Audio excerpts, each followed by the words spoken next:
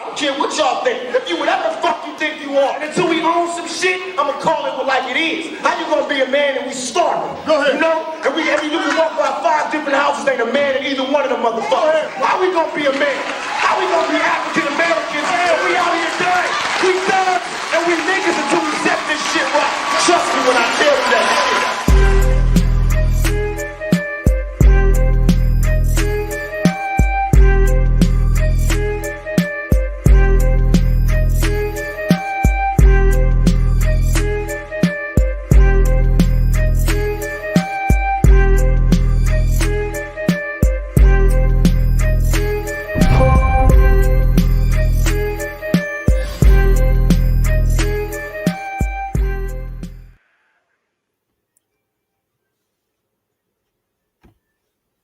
Certified salute, what it is, what it do, family. Black Alpha Network, Certified Black Society. I am so happy to be here. I am so humbled. I'm just glad to be a part of the family. It feels so good to be back where I belong, and where I belong is right here amongst all of you. We are handling serious business. We are regulating, and we are letting the whole world know that they're going to give it up or they're going to get it took. Man, it's been a crazy 2024. 2024 started off with a blast. Let's see. I know we had the full court press in Columbia, South Carolina, so we're going to run the NAACP off the block. Then after that, we had to go see, the president of the United States of America, you know what I'm saying? Then we had to go see the vice president of the United States of America. And then we had to go see all the Democratic shills that run around here in the United States of America. But they all are going to find out the one thing that everybody already knows and is sweeping the whole world. And that is that certified foundational Black Americans. This is our country. We built it. We're going to stand on lineage. We're going to stand on business. And we're going to do it all at the same damn time. But before we proceed and we go any further, I need everybody in the building right now to let me know something. Where you at? Roll call. I need the whole family. I need everybody to show up, show out, put your city, your town, your state, your county, put it all in the building so we can let everybody know that it's all about us. It's always been about us. 50 states strong, and we in the building. Certified foundational Black American freedmen. That's what type of time it is. Certified Black Society against the whole damn world, and we win by a knockout. KO. Family. Let's see what we got. I want to see who's in the building right now. This is what I got to see, family. All right, we got West Virginia is in the building. Yes, indeed. Brooklyn is in the building. Detroit is in the house. I see you. California, the Bay Area, what it is. Pittsburgh in the building. Albuquerque, New Mexico. I see Idaho up in there. Allen, Texas up in here. I told you, we 50 states strong. And everywhere we go, they know who we are. Oh, man, I cannot wait. This episode going to be explosive. We're going to break it down. We got a special guest that's going to come through. It's going to be what you always get when you rock with the Black Alpha Network. It is going to be exciting, but at the same time, it's going to be race receipts. We're going to put every race receipt on the counter, baby. Yes, indeed. Jacksonville, Florida, certified salute. Yes, indeed. Phoenix, Arizona, certified salute. Mississippi, certified salute. I got it all up in here. The East Coast, the West Coast, down South, Midwest. This is how we do it. It's time to get to business, though, family, because this year is the most important year of all of our lives. Why? It's because we are that close. We are that close to getting everything that they never got in the past. But we're going to get it now, and we're going to get it today. I see Detroit again. I see Colorado, certified salute. Yes, indeed. I love this. I love it. I love it. I love it. I thought they said that we didn't get along. I thought they said that foundational Black Americans didn't stick together. That's what they told us, right? They told us that we can't get along, but it looked like a whole lot of love. It looks like we are brothers and sisters. It looks like we are certified and we stand together. So we have already denounced and dismissed and debunked all the lies they tell about us. So now it's time to bring the facts, y'all. Once again, it feels so good to be back where I belong, and I belong right here amongst all of you guys. I love you with a passion, certified all the time, man. There's nothing like this lineage, nothing like this heritage. I put my life on this, man. Real activists do real things. And everywhere I go, I make sure I bring the whole family with me, no matter who I talk to, no matter who I speak to. I let everybody know that when you talk to me, you're not talking to just Black Alpha Network. No. You're talking to about 50 to 75 million foundational Black Americans. Y'all know they undercount us. You talking to all of them. And if they got a problem with you, I got a problem with you.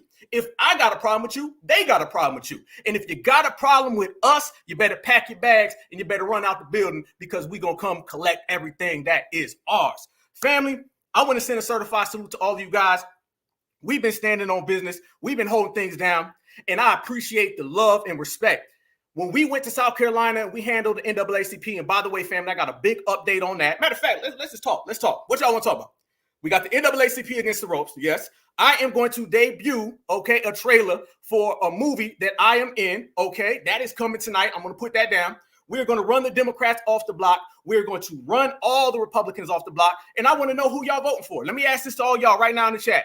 Who y'all voting for? Because we got this new presidential election coming up, all right? And we got 3 candidates. Don't let nobody tell you there's only 2 candidates, all right? They want to tell us that it's Republican or Democrat. It's liberal or conservative, okay? It's either this party or that party, that plantation or that plantation, but they always forget.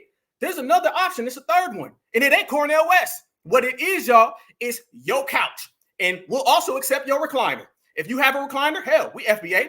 I'll even accept your folding chair. So I want to ask everybody, who you voting for this election? Let's just go ahead and say it now. You most family, Certified Foundation of Black America. You're voting for Trump, you're voting for Biden, or are you voting for the nearest sofa in your house? I'm going to tell y'all right now.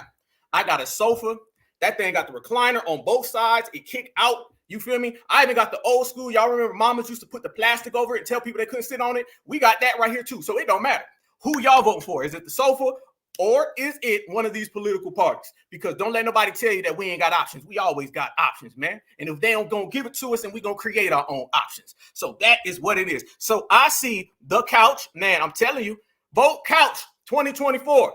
This is the motto, Black Alpha Network. This is an exclusive. Please hashtag this right now and put this on Instagram, put this on Twitter and Facebook. Please, y'all do this right now. This is the motto, vote couch 2024. When we sit, they lose. That's the motto. Fuck yes, we can. Can't we all get along? Change you can believe in. No. Vote couch. When we sit, they lose. And when they lose, we win. It all works, baby. Yes, indeed. Couch, I see my sofa. Yes, indeed. Oh, this is overwhelming. Overwhelming. There we go. I see it. Yep. I sit on the floor. I know that's right. I know that's right. We're going to break it down. We're going to go through every single politician and we're going to show people why we are taking this position. Don't let nobody try to tell us that, fam. No, you're not going to benign neglect us. You're not going to give us these policies that don't benefit us. You're not going to come around here and try to tell us that it's all about everybody except for us. That ain't happening. And no longer are we going to be stuck in that rut? See, the thing about this generation and era is that we have went down the list and we got rid of everything that is not certified or anything that does not benefit us. We don't have to play a game that we don't want to. All right. We ain't got to do none of that. If we say that we're going to sit at home and watch the election, we're going to sit at home and watch the election. But here's the thing. When we do that, family, there's power in it. See, when foundational Black Americans don't vote, a lot of these other communities, they sink. They go down. They can't stand. They can't stand on their own anyway. So what happens to the Democratic Party when we decrease their percentage by 3, by 4, by 5? That's all it takes. This little notion that people think that all of us got to not vote, because I know y'all be seeing people say, man, they're going to vote for the Democrats anyway. Yes, the coons can vote for the Democrats. The certifieds are not going to. And if they lose any piece of the Black vote, they in trouble. And then we sit back and we let people know what it is. I was on the space last night. I'm going to play that. And I roasted a whole room full of Democratic shields. And I'm going to play all that and I'm going to let everybody see. And this is the way we stand on business. We letting them know what used to happen will not happen no more. The young people coming up after us, they're not going to have to deal with the coonery and the buffoonery that we had to deal with. This generation is cleaning house. We got out the mop, the dustpan, and the broom, and everything is gone. That's the way we pushing. I'm going to let everybody know how Luke and all of his little minions, they done got swept up, dusted out, and kicked out when you deal with Black Alpha Network. Yes, indeed. Kamala Harris, y'all remember when we went to Columbia, South Carolina for the full court press, okay? All the brothers and sisters who were there in spirit and those who were there in the flesh. Y'all remember when we went? Right before Kamala came to speak, they told us to leave. They pulled out all the fire trucks, everything. They went 1952. All right, I think I seen John Lewis walking around. It was crazy, right? But here's the problem. We don't take no for an answer, and you're not going to try to G-check foundational Black Americans. So when I came back home to the great state of Georgia, when I sat back, I said, well, they didn't want us to see Kamala, and Kamala went that way. So guess what I'm going to do? I'm going to go see Kamala. And what did I do, family? Just this past weekend, I went back to Columbia, South Carolina. Matter of fact, I went to Orangeburg, Columbia. It's right outside of Columbia. It's Orangeburg, Carolina, right outside of Columbia, about an hour and a half.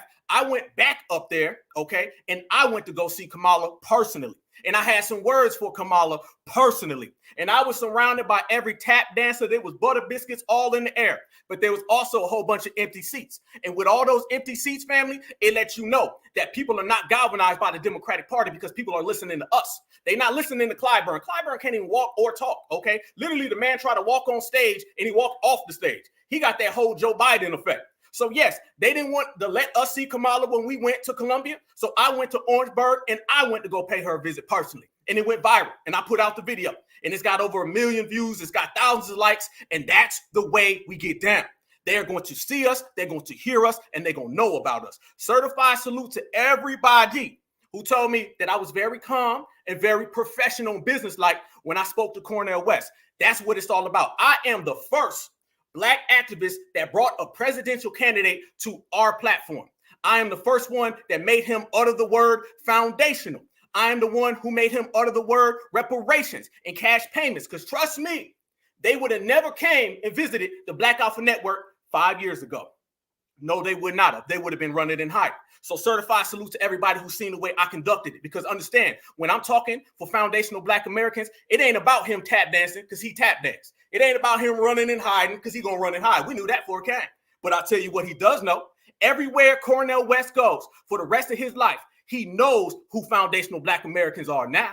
You cannot benign neglect when we are so direct. And when I spoke to him and corrected him, mind you, I ain't never went to college, right? But guess what I did? I took a college professor to school. I let him know that we are foundational Black Americans. I let him know that we are the ones who are non-deportable. We are non-immigrants. I let him know we are native to this land. So at the end of the day, the beginning of the day, in the middle of the day, when he thinks about foundational Black Americans, he gonna think about Black Alpha Network. And when you think about Black Alpha Network, you think about all the certified Black society. And we bring it to them. Either they gonna come see us or we gonna come see them. So if it goes down to the NAACP, if it goes down to me seeing Kamala Harris, if it comes down to me bringing Cornell West on my show and schooling him about who the real natives are, we gonna do it every single time and we gonna make it right. That's the way we go to work, y'all. Certified. What a hell of an opening. And that's just us getting started, y'all. That is just us getting started. Y'all do me one big favor. Y'all smash that like button because y'all know certified Black society is in the building, in the place. Ballers gonna ball and them haters gonna hate. And I want to put this up there because anytime I put this up there early, y'all, you know what type of time I'm on. Fair use. Fair use, fair use, fair use. This video is just for the purpose of criticism, commenting, news reporting, teaching, scholarship, and research. Fair use, fair use, fair use, y'all. Now, let's go to work the way we do. When you start talking about Cornell West and the interview that I had with him, understand that this ain't about being ratchet. It ain't about running folks down. We don't bring Twitter rhetoric into the boardroom. What we do, we let people talk. Because the more they talk, what your mama used to tell you? What your mama used to tell you? You let people talk and they expose themselves, right? You let people go on and let them speak. You don't sit there and try to interject and get them to see your point of view. To be honest with you, I don't give a damn if they see our point of view. But I know they're going to hear our point of view. And this is all about us being heard. So I let Cornell West talk. I let him say what he had to say. I watched him tap dance all over the place. He bring in the Palestinians. I'm bringing you back to reparations. All right. He brings in love warriors. I'm bringing it back to certified Black society. And I sat back like this. Let him talk. This, and that. That, and this. But at the end, we're foundational Black Americans. We are native to this country. We cannot be deported. We are the originators. And now whenever you go to deal with those coons that you know, or whenever you go to these little reparations rallies that you go to, or you have a meeting yourself with Joe Biden, just know when you walk in the room and the word foundational Black American comes up, the first thing in your brain is going to be, well, Black Alpha Network told me that they cannot be deported. They're the originators and they coming to get their check. And you damn right. That's how we do it. Certified all the time. We represent it. Real activists do real things. So I don't care if you running for president. I don't care if you walking for president. I don't care if you want to be president. I don't care if you dreaming about being president. If you are on the path of presidency, you will have to see certified foundational Black Americans. The days of them ignoring us are over. I said we're going platinum this year. I said we're going to go to the highest levels. We're not wasting our time dealing with the little people, okay? We're not talking about the janitor. We're going all the way up to who's running for president. Then, I went to Twitter and I seen somebody else interviewing someone running for president, and they was talking about donating to that person's campaign and all types of stuff. We're not doing that. No, Cornell West ain't getting our vote. No, my sofa, I will walk outside for 3 miles to pull the lever and vote for my sofa before I ever vote for Cornell West. Cornell West came here and Cornell West tap danced, and he exposed that he is a loves warriors, and we just love FBA. And what I told him, I said, power to the people, but our people first and our people only. That is what you call certified. Like it, love it, hate it, but you gonna respect it. Take it with you. Checkmate. Now, speaking of checkmate, everybody, I want to play something for everybody that came down, and this was a little situation that popped off when Certified Foundational Black American Black Alpha Network. I went to a space that was going on last night. Yeah. I went to a space that was going on last night, and it had a whole bunch of Democratic shields. But see, I got to walk it back. I got to walk it all the way back so everybody can see exactly the origins of how this went down. But I'm going to show you how we stand on business and how foundational Black Americans conduct ourselves. Like I said, family, we ain't got to beat nobody getting emotional. When Cornell West starts tap dancing, or whatever candidate comes around us starts tap dancing, we leave the emotion at the door. Foundational Black Americans, we ice water. We cold. We ain't trying to be nice and happy and friendly and diddly and windly. We seen what that gets us, all right? The main thing we need to do is we need to be on point. We need to speak our truths. So the emotion, getting upset, getting mad, hollering, that ain't going to get nothing accomplished. But will get something accomplished is being true to yourself, taking no shorts and no losses, and letting everybody know what we say, we stand on. Are we going to flip-flop? Nope. Are we going to change position? Are we going to be who we are 24/7, 365? You damn right. Check this out, family.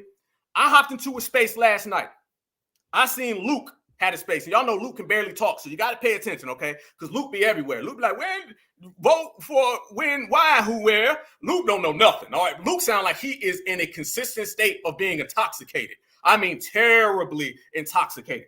But nonetheless, this is what went down in the space last night. So there's a person that's been running around throwing dirt on foundational Black Americans. And let me tell you, I take our lineage, our heritage, and culture very, very, very serious. And if you speak about one foundational Black American, I don't give a damn if they 6 years old or if they 60 years old. You're going to see me. You better never, ever say it in my presence. So there's a person that went around and they had some things to say about what went on in Columbia, South Carolina. Now, y'all know, like I know, that what went on in Columbia, South Carolina was very, very important. That was a situation where brothers and sisters, I was one of them, we stood on business and we let the whole world know that foundational Black Americans have arrived. We are on the main stage now. Nobody can deny us anymore. That's the thing that's changing the world, everybody. Understand this. We are on the front stage. We are not behind anymore. We are moving up, all the way up the ladder, and nobody can deny us. You cannot go anywhere. 2024 is going to be remembered as a year where the Black grassroots took over everything. You can't put us in the back of the store, okay? Because brothers and sisters going to walk back there and pull it to the front. You cannot put us in the back newspaper. You can't do that. You can't have a whole speech. Y'all remember when Joe Biden had that whole speech and Joe Biden started talking about how they asked him about reparations, and he started talking about immigrants. He was like, I believe that all the kids in school are Hispanic, and we need to do for them. He completely walked around our lineage. Them days are gone. Nobody will ever disrespect foundational Black Americans, what we put our life on the line for and what we grind for, because we're doing this with a purpose. Just like our brothers and sisters in the 60s and the 70s, going all the way back to the first day put in work, we're doing our version of that right here today. And nobody will ever disrespect that. You will not talk around us. We going platinum. We going to the main stage. So everything that we're doing, we're going for the big time. We playing for big stakes. It's all about BIG. And that's the way we push it. So there's a person that ran around and said something just the other day about what we did in Columbia, South Carolina. Somebody named Nikki Barnes or something. I don't know who this person is. It's just your typical Democratic shield. As a matter of fact, now I do know who she is. And we got some exclusives on this person because this person literally looks like an empty can of spray on tan. But that's another one. This person said, I would like to thank everyone who completely showed their entire Black in South Carolina, disrupting the recent NAACP event. She's talking to us, y'all. She's talking to us. This is what she's saying. This person said, oh, it's roast time. It's roast time, family. Go ahead and throw them fire emojis in the chat because we about to roast, all right? Yes, we are. We got the car filled up.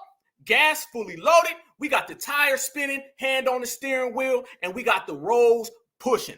Check this out. She said, you helped increase the black voter turnout by 13% in absentee and early voting for Biden Harris. Hell no. Hell no. Hell no. No. That is not how it went down. That is not how it went down.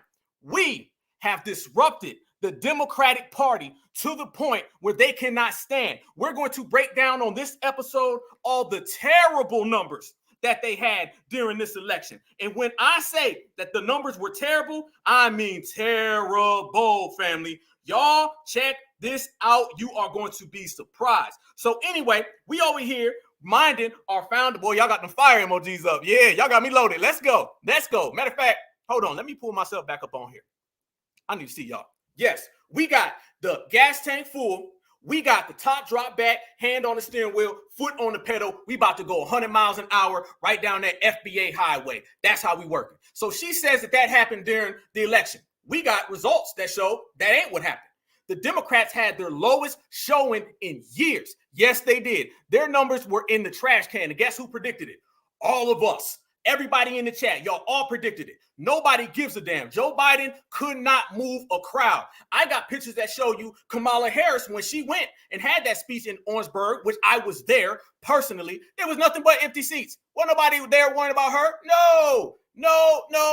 It was empty seats all over the place, family. And that's all because of us. Trust me, y'all. Everybody is watching. Don't let anybody see what they want to do. They want to have this denial. We talk about benign neglect, right? Benign neglect policies. They want to have the biggest form of benign neglect on us, so where they can just say things that aren't true. They can make up lies and be like, man, they was deep, man. The Democrats have turned out. That's all Democrats do. They don't have nothing to stand on, so they just got to resort to lying out the gate. But guess what? In this generation, the Black grassroots, we are expertise at putting race receipts, putting invoices, tax returns, spoilers. You lie, we're going to catch it, and then we're going to put you on that big screen and let the whole world know. Family, let me show you some pictures. So that little person right there, okay? All right? Nikki Barnes or whatever the hell her name is. We're going to call her Spray Can, all right? Because she looked like she was in the tandem booth way too long. She's one of them I want to be a Karen's, all right? She's one of them. She is I want to be a Karen. She would sell her soul to be a W woman, all right? And W's don't accept her. All right, that's what she is. She's a minion. She runs around here looking straight up like an empty can of spray-on tan. And this is why foundational Black Americans got them against the ropes. Family, that right there was the event that I was just talking about. That's it. Does that look like a packed house? Does that look like voters in South Carolina showing up and showing out? Does that look like people who are motivated? Hell no, we ain't done. We don't hide. We don't run. We ain't here. We on one. You know, a party ain't a party if we don't come. Watch this, family. We ain't done. Bars. Empty seats. Empty seats. Look, that's Clyburn in the back. I told y'all he know where he was going. I told you. Oh, I got exclusives.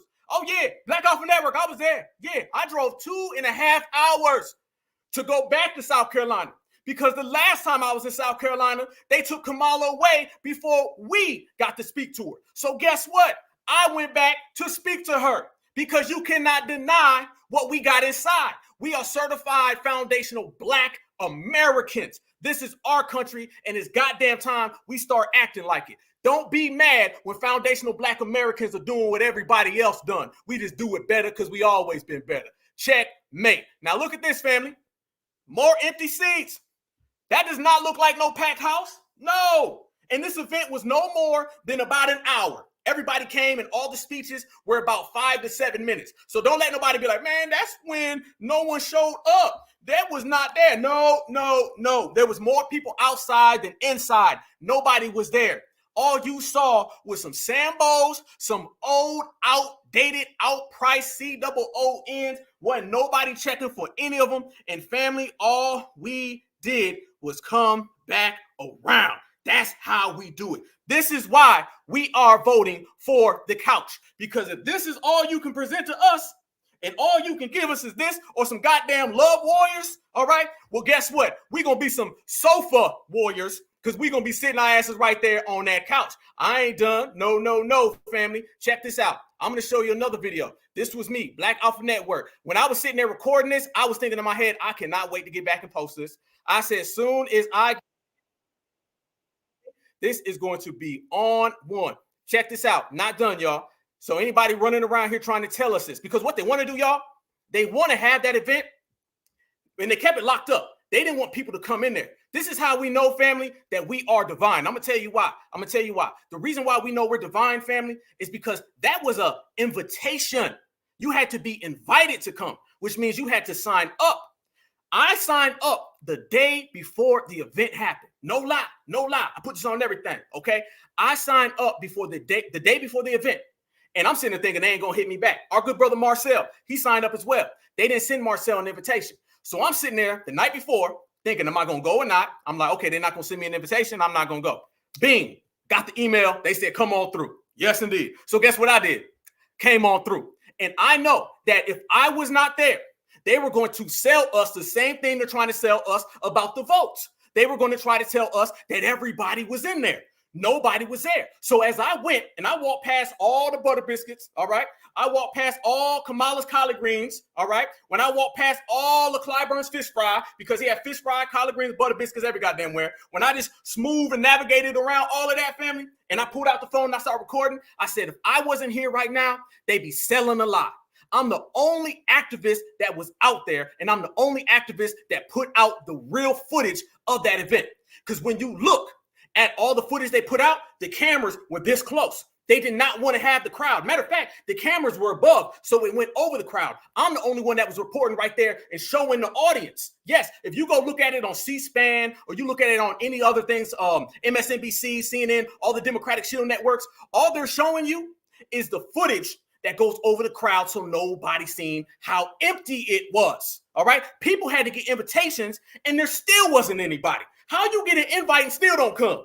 That's what it is. That's what we're doing. I was the only one there, and I knew I'm going to go anywhere on this planet outside this goddamn. I'm going to get on some Dr. Umar shit. I'm going to be out there with the aliens. But guess what? I'm going to be out here reporting back, all right? And the alien going to punch me in the face like they did Dr. Umar. No. It's going to be consequences and repercussions. But I'm going to take this universal, and everywhere I go, I'm going to always give the story back to our brothers and sisters. If I went to Jacksonville and I stood on the front line in front of the ATF and the FBI, and I seen our brothers and sisters, and I seen all the race soldiers with their weapons on them, and I wasn't scared to go do that and report back to the family, then going to see Cop Kamala ain't nothing. You can't scare us, man. Certified Foundational Black Americans, we win all day long.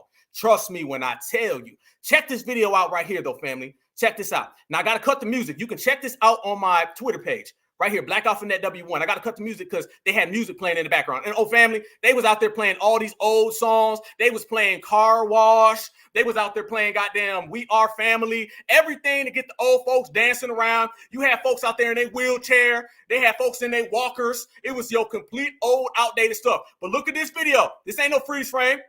Y'all see, does that look like a packed house? Nope. That's where all the students were. That's where the students were. Now watch when I comb it back to the right. Watch. Bam. Look at that right there. I don't know. That looks like half the people ain't there. That's what it looked like. Yes, indeed. Check that out on Black Alphanet W1. You can see the whole video, and I'm talking crazy. I'm letting everybody know what time it was. That's what it is. That is the footage. Look at that. Look at that. You couldn't fill up a pizzeria with that. I literally just drove past McDonald's, and I seen more folks at McDonald's in the drive-thru than I seen right there. Ain't nobody there. Ain't nobody galvanized. They ain't moving nobody. Foundational Black Americans have came through and we just disrupted the whole game. That's what they mad about. They mad that we done showed up. We done took the whole game and turned it upside down right now. We are the ones who got everybody shook. Look at that. Nobody's there. Nobody. And I'm standing up, y'all. I'm standing up. And right behind me, literally, y'all see the way the stage is, right? How I'm directly forward toward the stage, and beneath that are the people on the floor. Right above me, on the step above that, are the cameras where you see all these other people who are there, and they're just recording. They made it purposely so they can go over the crowd and couldn't nobody see them. Ain't nobody falling for that game. That's old. That's outdated. And we know what type of time it is, and that's why we brought it. So before we get back to all the Democratic shields that I roasted and looped, let me continue to talk about Cop Kamala. That's what I'm going to talk about real quick, family. Let me tie this all in. I want the family to see this. This is what really went down. These folks is out there tap dancing and cooning. I'm going to play you this dude. And I'll be honest with you, family. I forget this guy's name, but he is a big, old, milk dud looking ass dude. He's out here talking about picking cotton. Check this out, y'all. This man says He's one of the Democratic shields. He's a politician, I want to say, in South Carolina. Y'all let me know who this guy is. I'm about to show his picture. Y'all let me know, okay? All right. This guy goes out there, and they went the same Democrat thing. That's why I say the Democrats ain't got nothing. All the Democrats have, y'all, is the same outdated fear tactics. You gonna hear our ancestors died for us to have the right to vote. Vote blues, no matter whose. You gonna hear if y'all don't vote, the boogeyman's gonna get y'all. Nobody talking about the couch. But we talking about the couch, and we talking about the sofa too, and we talking about the folding chair, and we talking about the rocking chair. I seen a brother earlier, salute to you in the chat. He said he gonna sit on the floor, and we will do all of that before we ever sell our soul to go vote for the Democratic Party, especially a party that goes and tries to tell us that it's because of slavery why we should vote for the Democrats. That's all they do. They use our pain and suffering so they can gain votes. These people don't give a damn about us. They don't give a damn about grandma. They don't give a damn about grandpa. They don't care about our lineage, all right? Our lineage is nothing more than in every 4 years you come and you talk about slavery to get us emotional. And we ain't emotional no more, so you ain't winning no more elections. The power is in our hands, and I'm proud of it. Look at this guy. He says, we went from picking cotton to picking presidents. Family, I ain't lying. As disrespectful, distasteful as that is, he never thought that Black Alpha Network would be in the crowd, and he never thought I'd be talking to y'all, and he never thought that we'd run it up. The Cornell West video did 14,000 views, all right, in about 6 days, all right? And we're going to take it even further, and 14 going to turn into 20, 20 going to turn to 25. Certified salute to our good brother, Tariq Nasheed, man. Thanks for the shout out, brother. He gave me a shout out about that interview, man. Thank you very much, brother. Certified salute, family, all day, brother. Much love, much respect.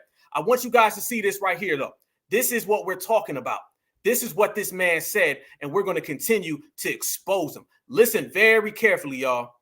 President came to the state, and he saw us. He heard us, and he said, "You know what? You matter." So the progeny of those folks who were in bondage, the progeny of the folks who picked cotton, now those folks won't be picking cotton, but will be picking presidents. All right. Folks, for far too long we've been relegated to the back of the bus, but now we're driving the damn bus. Listen, hey, he stole that from me. Man, hold up, he capping. Let me run that back for a second. He stole that from me. He said we was in the back of the bus, now we driving the bus. No. I said that the Black Grassroots threw out all those boulets and we're on the bus and we running them right on over. I've been said that. I don't know in what world he thinks that the boule is riding the bus. No. The boule is in front of the bus and foundational Black Americans are behind the steering wheel. But we'll be picking presidents. All right. Folks, for far too long we've been relegated to the back of the bus, but now we're driving the damn bus. And I want you to understand what your power is. Don't be silent. Show up. Make sure that your voices are heard not only here in Orangeburg, not only here in South Carolina, but all over this country. That is the power that you have right now. So young people, don't you sit there and say, I'm not going to vote. There is too much at stake. If you believe in a better world for yourself, your family, your community, then you've got to stand up and exercise that right. Don't let anybody take it away from you. It is too invaluable. No. Hold up. Wait a minute now. This man, listen to this man right now. This man said all of that, all cap. But one thing he said, and he threw it in there, and he's trying to talk about us. He said, young folks, first off, the crowd, pretty much the majority of the crowd, this is at a college. There was only a few young people there. And the young people were just there, be honest with you, singing Negro spirituals. I'm just keeping it a buck. That's all they was doing. Majority of that crowd were a bunch of old dinosaurs. Old. So when he starts saying, don't let nobody tell you that you shouldn't go out and vote, he's talking about us because we saying we voting for the couch. But the problem is that we have the influence of the world. The Democratic Party has zero influence. The influence that they used to have is went all the way down. Y'all notice in this era, think about it. The pastor ain't got the power no more. The pastor gone. Okay, the deacon gone. The church gone. The boule gone. The NAACP gone. NARC and Cobra. We have went down the list systematically, methodically, and checked out everybody that's ever sold us deal. And this is why things are moving. This is why he's scared. This is why he shook, y'all. He knows what it is. He knows that he can go out there. He can say that all day, every which way. And ain't nothing going to change, family. This is what they was doing, though. Let me show y'all this right now. Family, I ain't lying. This is what they was doing. So as he came out and said that, man, don't vote and do this, man. Y'all got to go out there now. Don't listen to people who say don't vote. Check this out. Family, they were literally there singing Negro spirituals. I ain't lying. They was talking about Jesus is his captain. Listen. King Jesus is my captain.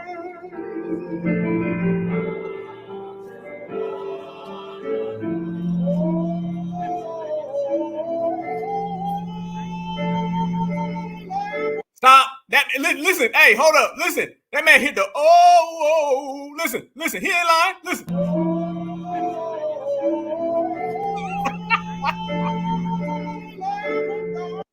Cut the goddamn check. Man, ain't nobody on that. Man, get out of here.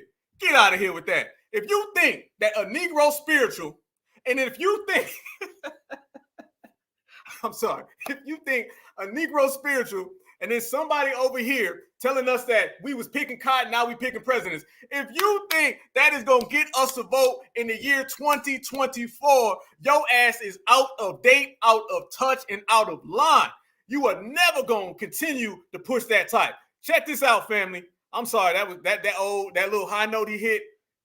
Trust me, it was worse in person. It was worse. I should show y'all the video where they was dancing the car wash. Yes, they was literally in the middle of the whole event. They started dancing to car wash. They was off beat, off code, out of line, out of pocket. It was terrible. It was an embarrassment. Embarrassing them for us, but we was riding. Check this out, y'all. Look at this. This ain't, run it back. Check this out right here, y'all. This right here is what ended up happening. So they did all of that. They did all that capping, and this is what they got in return, y'all. This is what they got in return. Let's read it for the world. South Carolina primary voter turnout in 2024. Around 131,000 South Carolinians voted in the 2024 Democratic primary, making up just around 4% of registered voters statewide. The showing marks the lowest, one more time, the showing marks the lowest turnout for a presidential primary for the Democrats, though those who contested were notably more competitive. Check this out. So what they're saying is not only was it the lowest, it's also telling you that the people who actually were there in terms of that Mariana Williams chick and that Phillips dude, whoever the hell they are, we know who Mariana whatever is, she's that weird chick, they actually performed better against Biden. So you mean to tell me they performed better and Biden performed worse, but wasn't that Nikki Haley, no, not Nikki Haley, Nikki Barnes, wasn't she just trying to tell us how it was such a victory and it was so great? No. Let me run back. Oh, no. 4% of registered voters? Only 4? They said Joe Biden got 96% of the vote. And that is still down from 2020. And he ran against nobodies. And he's the incumbent president. I've never in my life seen an incumbent president run against two nobodies who are not even promoted, and he still lost votes. So basically, if Joe Biden lost votes to two nobodies, doesn't that mean that Joe Biden is going to lose votes to Donald Trump? Doesn't that mean that certified foundational Black Americans have pushed the line so back so far that they can't compete? Doesn't that mean that if we vote couch 2024, one more time for those just pulling in the room, and we got 580 something people in the room. Here's the motto, y'all. Vote couch 2024. When we sit, they lose. Yes. So what happens if we vote couch 2024? Looks like the Democrats are going to lose. Looks like the Democrats are scared. Judging by the facts that nobody was at the event, judging by the facts Joe Biden lost votes to two nobodies, judging by the fact that the Democratic Party is going downhill faster than you can blink, It shows you that us not voting for them, us choosing to sit out this election, us choosing to play chess, not checkers, got everybody scared. How do you know they scared, family? Because Black Alpha Network went to go see him. I told you, you disrespect the lineage, you gonna see me. So the same way I went to go see Kamala and expose that, this is the same exact thing I did on Luke's space, y'all. I want y'all to see this. I hopped in Luke's space last night because I heard the Democratic shills, particularly that Nikki Barnes chick, okay, the spray can. Let me quick call that. Spray can, okay?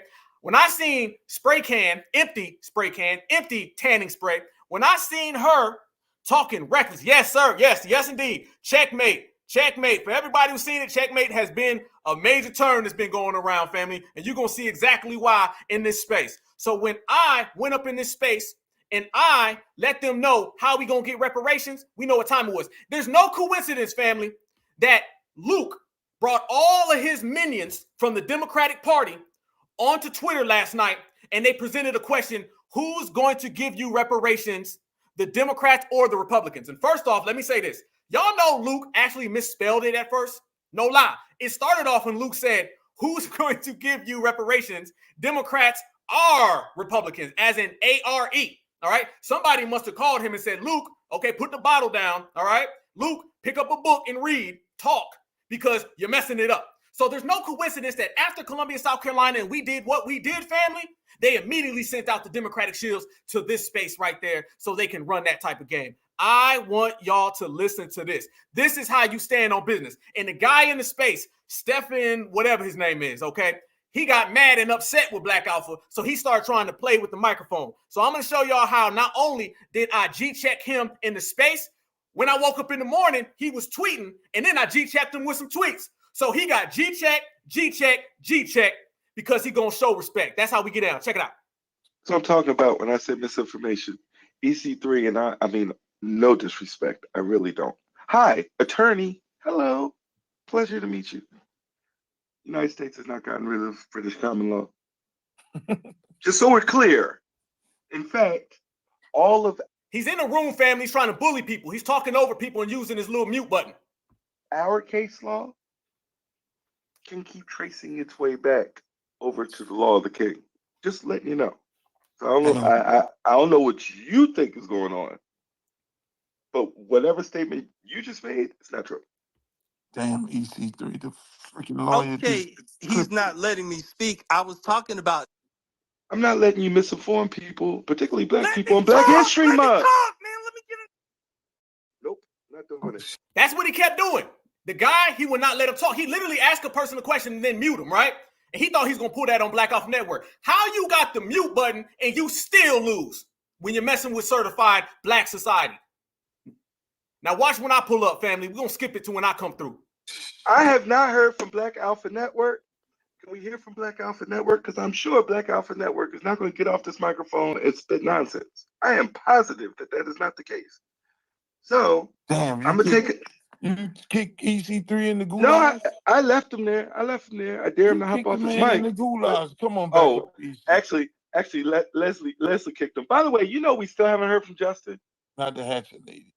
Yeah, and yes, sir. Black Alpha Network. Yes, in the building. Yes, indeed. Okay. Are you an alpha? What? Say it again. You alpha? You talking about the fraternity, or you talking about this in life? Which one? Fraternity. Nope. If you in a fraternity? No fraternity. Nope. Just a Black American certified. That's it. No sorority. No sorority. No organization. No group. No team. No clique. Nope. Just a Black American lineage. That's it, brother. Okay, go ahead. Let's file, my man. Hold on. He's trying to ask me, am I a part of any type of fraternity or any group? And that's one thing they always do. See, they know you when you come. When you start coming, family, they'll start trying to hit you with what are you a part of, all right? He know goddamn well that it's certified foundational Black American. He know damn well. He know that. And this is that. Aren't y'all part of a group? They did the same thing to his family in South Carolina. The first thing they did was send out an NAACP, COON, and he said, who's your leader? Who's y'all leader? What y'all a part of? They trying to frame us, fam. And I shot that down. I said, nope, no leaders, no groups, no organizations, none of that. Just a foundational Black American. And then this is when it went deep, fam. And that's when I put them all to sleep. I'm on X. to do so. Knock yourself out. All right, like that. Okay, so to answer it, we're going to get straight to the question. Okay, who's going to give us reparations, Democrats or the Republicans? And I'm going to say it like this. It's going to be both. It's going to be bipartisan is what it's going to be. But we're going to put the emphasis on whoever is in office at that moment who has the power. When you go to negotiate a deal, you don't go to the person who's not the boss. You don't go to the person who's the janitor. You go to the head honcho, the top person. So right now, the onus is on the Democratic Party. If the Republicans win, then it's going to be on them. But at the end of the day, it's going to have to be bipartisan because you guys all know that's how politics work. You look at this immigration bill that they're bragging about, that's bipartisan. It's bipartisan when they give money to Israel, bipartisan. The anti-Asian hate crime law that they made was bipartisan. It went right through. They wrote that thing one day and it was passed the next. And this is how we're going to have to get it. We're going to have to put the pressure on whoever is in office, and we're going to have to do that by either withholding our vote or voting for the opposite party. This is how you leverage your vote. You do not leverage your vote by telling people, well, we ain't going to get it and we just going to sit down and do nothing. No, it's about being proactive, not reactive. And when you are being reactive, you have to be intelligent. So this is what it's about. The onus is on both of these parties are going to have to serve us because we are the people who built this country. Therefore, we deserve all the money that belongs to us, and we're going to have to come and collect it. There has to be a push to get out these people who are beholden to the Democrats and the Republicans and who are not beholden to the people. The people of this country, the citizens, okay? Politicians work for us. So when you hear people say things like, you're not going to get it, ha, ha, ha, ha, ha, that doesn't sound like somebody who's really trying to serve the people. That sounds. I had to say that, family, because that lady right there with the Fleedman forehead, we're going to check her lineage. This Leslie person, whoever, these are all nobodies, family. So excuse me if I struggle with their name and their identification, all right? The other nobody, the third nobody. Before I got into space, she went off and was telling all of us how we weren't going to get reparations, and she straight up laughed. She openly laughed at everybody. So that's when I came in and said, anybody talking about reparations and saying we're not going to get it and go, ha, ha, ha, ha, ha, is a Democratic shield, and you're beholden to the Democratic Party. And to be honest with you, you're probably on your knees in front of the Democrats, and you're not praying. Sounds like somebody who's trying to serve their party. And we're policy over party. And that's how everybody else operates. You look at all these other communities, they don't blindly go vote for somebody. They don't blindly go pull that lever back every 4 years. They make strategic, intelligent moves, and they do this on a professional level. We're out here playing chess, not checkers. So that's why the Black Grassroots movement has been moving along. There is, whether people know it or not, there is a very, very strong movement of brothers and sisters of all ages, Black Americans who are very intelligent. They understand the data. They understand the numbers. They understand the policies. One of them is my good friend, Greg Marcel Dixon. Okay, I know some people in here may not get along with him. That's my good friend, and his record is undisputable, and he has a great reparations plan. I just interviewed Dr. Cornell West, and he was tap dancing a little bit about some of the answers, but even he was speaking about reparations in terms of cash payments by the trillions. And we got to start at trillions because nobody goes to a negotiation table and says, we're going to start at $5. You start at $5, it's going to be $2 by the time you get up and leave. So if you go to negotiate, this is what it is. It's what politics is, it's business. We negotiate, we start at the trillions, and we work our way from there. But it has to be about cash payments because it was cash payments about the Indians. It's cash payments when it comes to foreign aid. It's cash payments when it goes to all of these illegal migrants who are getting all types of money. Matter of fact, I just got back from South Carolina. I was also in D.C., and I seen American veterans who are sleeping in the streets while migrants are sitting in five-star hotels. So the money is there. We all know the money is there, and we have to put the pressure on these politicians, and we also have to remove some of these Democratic shills and Republican shills who are not beholden to the people of the United States of America, but instead they're beholden to the political party. Once we remove them out the way, we put the real shakers and movers, we use leverage. We tell people we're going to sit on our vote, hold our vote, go to the opposite party. There we will get reparations, and it's coming. So certified, foundational Black American, Black Alpha Network, no sorority, no, just a grown Black American, and we're moving along, and the money will come to us. Dr. Martin Luther King, since it's Black History Month, everybody wants to quote Dr. Martin Luther King, okay? Well, I'm going to quote him. He said, we are coming to get our check. And that is exactly what we're doing. We're standing on that. And that is undisputable. And I put that on the table. So salute to everybody who's out for reparations and everybody else who is not for reparations or say we ain't going to get it or they think it's a game. You will see in the future when we count the money. Thank you very much. Wait, real fast, Leslie. My question is really fast. I got 4 people want to talk back to me. Thank you. Let's go. I must have said something good. No. You said the word sorority. Look at that now, family. Now they mad. I barely even finished. By the time I get out my last syllable, they jumped in with like, whoa, whoa, whoa, black Alpha, whoa, whoa, whoa, whoa, whoa. That's how I broke it down to them, family. I let them know you're not going to try to pigeonhole us with being a group. You're not going to try to pigeonhole us or make fun of our reparations. We're going to come see you. And you're not dealing with the African-American. Luke, you non-FBA. I question by this lady's forehead if she's FBA because her forehead is about 3 football fields. They could play the Super Bowl on this Sunday on her forehead, okay? So I question her lineage. And even if she is FBA, she's a COON. So I pissed them off and they start trying to gaslight, saying that I disrespected Dr. Martin Luther King when I'm the one who's quoting Dr. Martin Luther King. Yet they're using Dr. Martin Luther King to get votes for Zaddy. It continued. You said the word sorority. You said the word sorority. You said the word sorority. You said the word sorority. You didn't mean that, did you? Why would you say sorority and then invoke Dr. King who was an alpha? I'm talking about the question that was asked. Yeah. Wait. Stephen, I got a quick question for him. How did you become certified? She said, how did you become certified? Family, hold on. Y'all got to see my face for this one. I'm sorry. We got to address this. Okay. The person said, how did you become certified? A certified foundational Black American. When you're born, that's how I know she ain't FBA. She ain't FBA. I'm going to tell you how we know she's not FBA. Because they don't have birth certificates. Okay. So she's clearly coming from a place where birth certificates don't exist. How you become a certified foundational Black American? It's called a birth certificate. That means you are a foundational Black American who's born here, a part of the lineage, heritage, and culture. Checkmate. G point. That lets you know that that person is non-FBA. She comes from a background where birth certificates don't even exist. Probably don't even know her birthday, okay? But we do know the circumference of her head, all right? It's about the same size as the earth. But this is what we talk about when we G-check them. Now they just start going into babble, and I was there for it all, family. We don't run, we don't hide, we stand on business, we multiply. Yeah, that's a good question. Are you a certified reparationist? What was the certification process? Is there a test? Sir? Is there a test? Well, you unmuted. It might be a triple mute, but you are muted. Oh, God, I didn't know somebody muted me. Certified by birth. That's what it's called. That's how you became a foundational Black American, by birth. So that's the certification. No, it didn't. You probably should take a test. You'd actually sound a little bit more sophisticated if you took a test. So then my next question is, so you talked. Now they playing with the microphone, fam. How you gonna ask somebody a question and then when they start answering it, you mute them? You know why? It's because you know their answer gonna light your ass up. About the homeless living in 5-star hotels, but as far as or the migrants living in 5-star hotels, if I recall, they were moving migrants into tents and gymnasiums and all that. So do you want to give our school facilities to the homeless? Is that what your suggestion said? No, that's your suggestion. My suggestion is we want the money and they can go back to the homeland. That's my suggestion.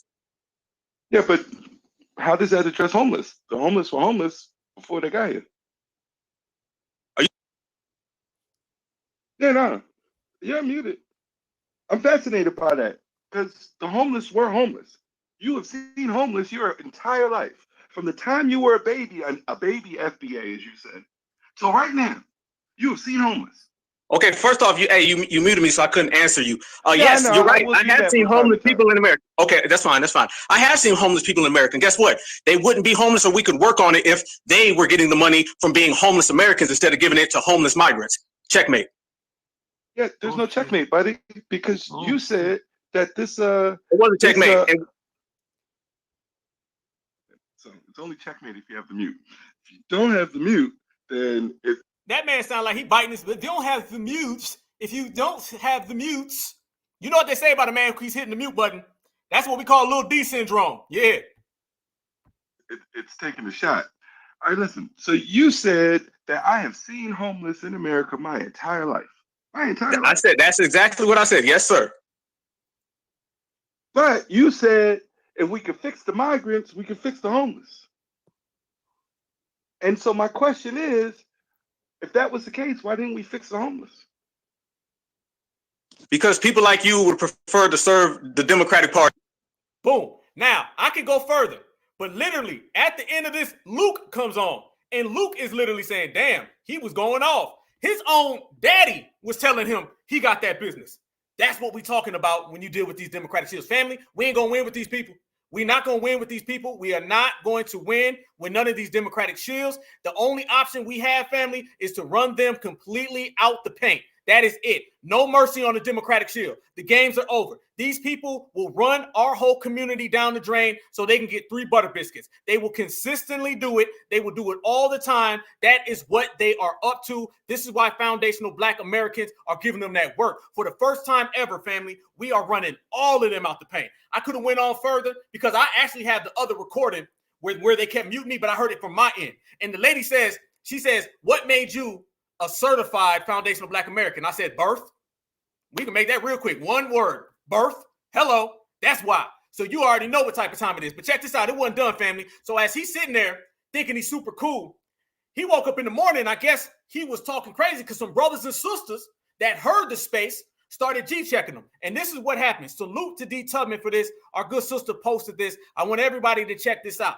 This is what I woke up to in the morning because some brothers and sisters who heard the space, they was giving them work. They was like, yo, Black Alpha intellectually whooped your ass. You got destroyed. So I guess he was feeling some type of way where he couldn't even use the mute button.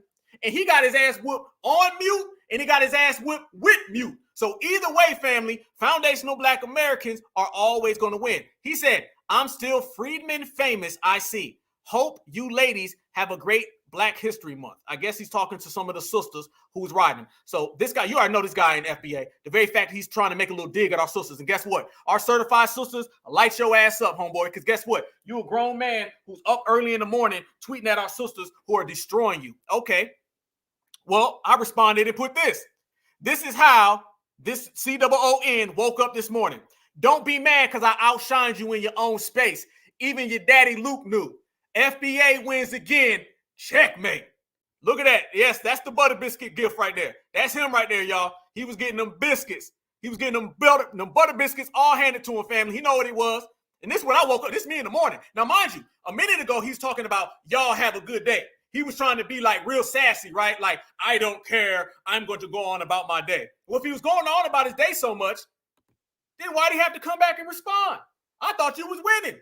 I thought you was cool. Listen, when you are the winner, you don't go backwards and respond. So that lets you know that the sisters lit him up and he's upset. And then when Black Alpha came on top of that, and I told him I outshine him in his own space and even his daddy know, then he came back again. And he says, I've always been FBA famous. My fans are weirdos, but shout out to them nonetheless. I came back and said, how do you know this guy is upset? Because he literally responded back in less than 2 minutes. Family, that was in 2 minutes. Sound like he a fan. Boom. Right then and there, family. Check that out. That's him right there. A big ass fan. Once again, he was talking like he was in control. We started lighting his ass up. Now, all of a sudden, he's responding back. I thought you was winning. I thought you had the mute button.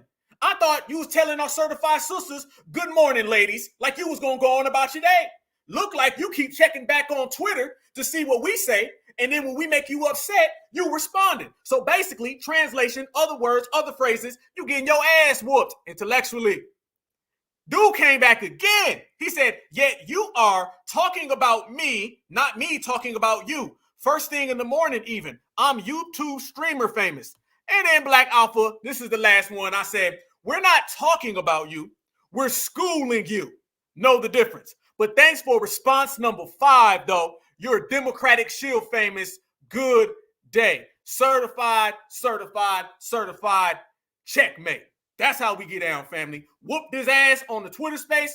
Whooped his ass through text messages. And his ass probably ain't going to sleep tonight. And even his daddy know. That's what happens when you're dealing with a Democratic Shield. That's what happens when you're dealing with somebody who is off code. That's what happens when you're coming against the lineage, heritage, and culture. We are still undefeated. We will always be undefeated. And the only thing they can do is the only thing they've ever had the opportunity to do. And that is to bow down when we step in the building and we step in the place, y'all. Ballers gon' ball and haters gon' hate. But I did have an exclusive picture, y'all. I did want to show y'all. I need y'all to see this real quick. This is an exclusive picture of that dude. You feel me? Some of the good brothers and sisters on the internet sent this to me, and I want you guys to see this, okay? Exclusive, Black Alpha Network exclusive. This is that Stephen Johnson dude, the Democratic Shield. That's him right there, y'all. I'd be damned. I'd be damned. Can y'all put the laughing emojis in the chat, please? Because I just want to see people laugh at that. You know what I'm saying? That's what he sounded like on the space. That's why he had a lisp. That's why he like, youth don't the mute buttons. Good night, ladies. Have a good day, ladies.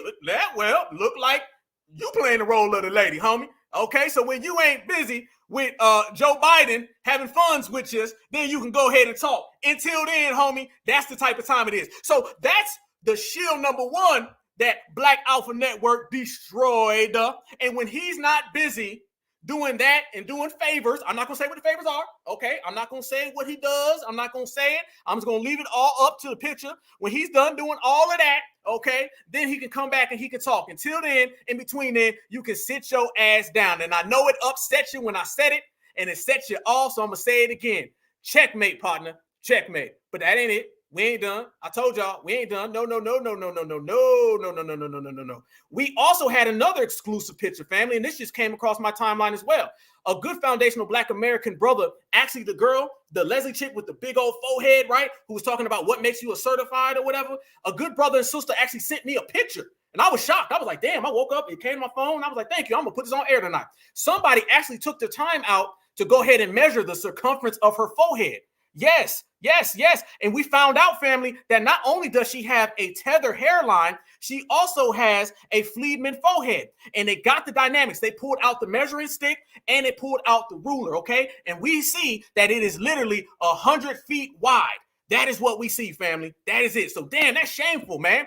You would think that you would just stay off of Twitter Spaces with a head that big. I don't even know why you would even get on a space. That's why her feed was cutting in and out, fam. It's because her forehead was fucking with the reception. You feel me? That's why. So we understand. That is just an exclusive picture that I got. I just want to let the family know. I salute the brothers and sisters out there who have been doing the work, man. I appreciate that. This is what happens when you come around to certified time. You get G-checking. We got one more, family. Yes, we do. Coming at Foundational Black Americans, you're going to get that work, fam. So this is going to live forever. And what they do won't last one week long, family. So as they talk that about us, we just put receipts on the table. We just win with style, family. We don't sit there and tweet back and forth and sideways for 3 hours. No, all we do is we put facts on the table, family. And this right there is Miss Spray Can. All right, tanned up, family, was sitting in the goddamn salon way too long. This is what happens when you want to be a Karen, okay? When you want to be a Karen, and you sit in that tanning booth and you go get you a can spray and you spray your body up and you want to look like somebody that you're not and you get exposed for what you really are, you get this treatment. So now you got 670 plus people laughing at you. I told y'all, I said it, we not talking to you, we schooling you. And there's a big difference. Certified all the time. Checkmate, checkmate, checkmate. As we proceed, y'all, I got something I want to play, and I got somebody that I want to bring to the stage. You guys, y'all already know what type of time it is. When you talk about foundational Black Americans, you cannot talk about foundational Black Americans without talking about the vanguard. When you start talking about the vanguard, brothers and sisters who put in the work, brothers and sisters who are grinding, brothers and sisters who have a resume way up here, while other folks' resume just, we can't see it, okay? This brother that I'm about to bring on stage right now, he needs no introduction, but I'm going to give it to him anyway because this is our good brother right here, and he's been putting in work. When you start talking about politics, when you start talking about being an activist, when you start talking about riding for the people, always being on code 24/7, 365, and putting it on the front lines, I'm talking about Dallas, I'm talking about DC, I'm talking about Atlanta, and I'm talking about Chicago. You cannot mention Chicago politics without mentioning the #1 Black grassroots activist in Chicago. The brother is carrying on Fred Hampton's legacy, but he's doing it in his own way. Y'all know what it is. It's my certified brother, Afro Elite in the building. What it do, brother? Thank you for having me, brother. I'm honored to be here with you and the family. I appreciate it, brother. Thank you very much for having me. You already know, brother. I had to kind of, you gave me a good introduction the other day, bro. So I had to come back and do the same, family. Man, brother. After we done put all the trash on the corner, we done tossed them on the corner like it's trash day, bro. We done broke them all down, man. I had to ask you some questions, brother, because when it comes to putting in the work, ain't nobody putting in the work like you. Mind you, family, my brother was in Atlanta with me one weekend, went back to Chicago, came back to Atlanta, and it wasn't to play. We was putting in real work. We were changing the game with the For the Culture podcast. We were changing the game with crashing the tether reparations panel that nobody went. We might crash another one. I don't know. Possibly. It could possibly, it's on the table right now. But when you start talking about putting in work, we start talking about the vanguards, we start talking about the first tier, you start talking about the second tier, the new black media, man. We're just so proud of it, but we definitely put in work all the time, family. So I want to ask you guys a question, everybody in the chat, but I want to ask you first, brother. When it comes to going red, going blue, can you tell us the good things about going for the sofa? I'll ask that to you, family. Okay. For the longest time, we have been told, due to our history and due to the oppression and subjugation that we've been through and our struggle just to get the option to vote any party, just to get the option to vote either red or to vote either blue, we have been gaslit for generations. We've been gaslit into, well, you have the option, and it took you guys so long. It was so difficult for you guys to even obtain this option. So you guys have to, in order to honor your people who have sacrificed, you have to do that. Okay. But we didn't understand that they were not really giving us the true scope of the options. They were limiting our options. All these other groups of people, they understood the options that were really on the table, except us. We're actually now in this pivotal moment in history, in this era, like you say, you call this an era, and I think that's a good phrasing for it. In this era, we are understanding that our options are not just limited to Republicans or to Democrats. Every other group of people have expressed the fact that they acknowledge that there is a third option. And because of the fact that they acknowledge that there is a third option, that creates this leverage for them politically, to where all of the politicians, all of the candidates, the president, whoever that wants to get their vote, they understand the fact that these people have the vote because they understand and recognize their third option. Now we are understanding and recognizing our third option, which is looking like the best option right now, because you guys are fighting tooth and nail, trying to throw everything in the kitchen sink, whether that's Juneteenth being a federal holiday that nobody asked for, whether that's an Emmett Till statue, whether that's a George Floyd statue, whatever statue you guys come up with, whether that's Ketanji Brown Jackson, whether that's Kamala Harris, whether that's hip hop, the 50th anniversary or hip hop month. Regardless of any and all of that, okay, you guys are not doing anything substantive to change the conditions that you guys have put our people in. So we're done with symbolism, and we don't feel like you guys aren't even an option. We don't even feel that we are obligated. That's what they've been betting on, that we are obligated to vote for them. We don't feel that way. The Republicans are like, well, you know what? We're just going to be blatantly honest with you guys. We kind of agree with slavery. Slavery was actually a good thing. DeSantis said that. Slavery was beneficial to the black slaves. He said that out of his own, and he was trying to teach that. Not only saying that, he was trying to implement that in schools and teach young children that slavery was beneficial. So it's looking like the purest option, the absolute purest, no corruption, no agenda. It's looking like this super comfortable couch that we're just starting to see. We're just starting to see how great, how wonderful, how joyful, how loyal of an option, how beneficial of an option this couch is. Ooh. And with this couch, that's creating both parties, not just the Democrats, but also the Republicans too. That's creating both of them to panic. That's what I like about your point, brother, because we're focusing on bringing both of these parties down. Neither party serves us. This notion that we think that we're going to just jump from plantation to plantation, there's nothing good about it. It ain't about red. It ain't about blue. It's about black empowerment, because we have to understand that red and blue are both about white supremacy. Exactly. So once we understand that, we good. So we're making that push, brother. You know, and one of the things that you made a good point on, family, is how we can go down the list and find all types of negative, horrible things that the Republicans do. Let's not make this thing all of a sudden where the Republican Party is some type of, you know, grandstanding beneficiary party for Black Americans. These people are bad. So just because this person over here and this person over here have a feud, don't involve us. What we say, family, my name is Bennett and I ain't in it. The couch is a good place. But, you know, brother, I'm glad I got you here, you know, because you know, there's a person running around here right now and she's claiming that she's, you know, black again. You know, she wasn't black before. You know, she's black every 4 years. Let me say this. Every 4 years, she claims that she's black. So I want to show this to everybody watching, and I want to pull this up. This is more footage that I pulled up when I was in Orangeburg, South Carolina, where a particular vice president has been running around and she's saying she's black again. Now, this person told us personally that she wasn't going to do anything for us. She was like, I ain't doing nothing for y'all. Hell to the no. Now, all of a sudden, she's showing up and she's telling everybody that she's not a person of color no more. She's black again. I'm going to play this clip for everybody. And if you have not seen it, you can check it out on my Twitter page, but I definitely got it for y'all right now. Listen to Kamala the cop all of a sudden start saying how she is a black woman. Wasn't black before, wasn't black yesterday, wasn't black when she got elected. Okay, she went from hanging out and listening to Snoop Dogg to being an Asian woman. Now she's flipping back to a black woman, and she's going to flip right on back. Check this out, family. Of the power of their vote and the power they have when they show up to vote. And it is because of that work that Joe Biden is president of the United States, and I am the first woman and first black woman to be vice president of the United States.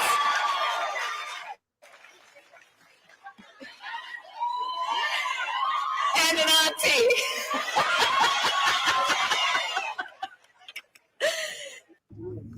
For years. I don't know who that brother is right there, but he seemed very disappointed. He didn't really sound like he was really liking what she was saying. I don't know who that guy is, man. You know, seemed like he wanted to leave. And did he want to leave, brother? I was like, damn, okay. This guy right here is really, really upset at that statement. Maybe he believes that she's not really black. I'm not sure because he rolling his eyes, man. I don't know. You feel me? But I want y'all to notice, first off, did y'all hear she actually did cackle? She literally did. Listen, hold on. Let me play it. Listen to her cackle. Tell me if y'all catch it. And an auntie. Right there. Yeah, she did. Like a little witch or something like that. Like some type of monster or something. Sad, bro. So sad. And everybody check out when she says she really wants to just say the first woman. And then she realized she's in front of black people. And then at the last moment, she throws in black woman. Because that same speech, when she gives it around her people of color family, she leaves out the black part. Notice how she tries to jump over it. And it is because of that work that Joe Biden is president of the United States, and I am the first woman and first black woman to be vice president of the United States. No, you're not. No, you're not. Not at all. Fam, tell me about how when these people come around election time, how they basically just tell us whatever old black folks want to hear, and there's really no substance to it. Black people have a thing of, and it's unfortunate, black people have a thing of, we feel ignored. We feel like our problems are ignored, our people are ignored, and our people don't matter. So because of that, this is one of the reasons why, because of that, we've had the thing of, well, a black face in a high place, we can look at them and we can live vicariously through a successful black person. And this is very odd because we do this particularly with politicians for whatever reason. We don't do this with doctors and we don't do this with lawyers, but we do this with politicians for whatever reason. And that's something that we really need to internally work out, okay? Because it really doesn't make any sense.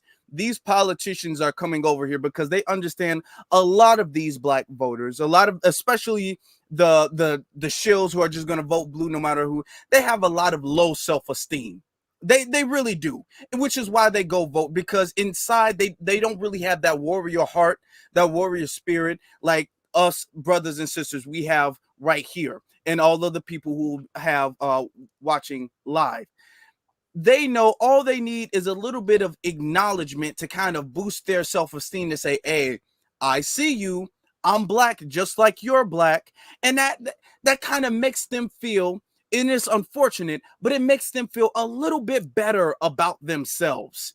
It makes them feel like, you know what, you're not completely forgettable. You're not completely worth it. Look at, I'm making it, and I'm really making it for everybody. my success is all of our success. That's how a lot of black people have felt about Obama. They felt Obama's success. Well, Obama's black, so Obama's success is really the whole black community's success or whatever. They didn't learn until Obama got in office that Obama got in office and then stuck his middle finger up to the black community his entire administration, both administrations. And this is what Kamala is doing now. Kamala is desperate, and the whole Democratic Party, especially the Biden administration, is very desperate for votes right now. So they're trying to pick at the low self-esteem, and they're trying to be like, hey, you know, I'm black and we all in this together, sister girl, or whatever the case is, because it's gonna make them feel better to say, hey, we all in this together, right? I know we've had some hard times, but we still in this together. You still got to stick with us.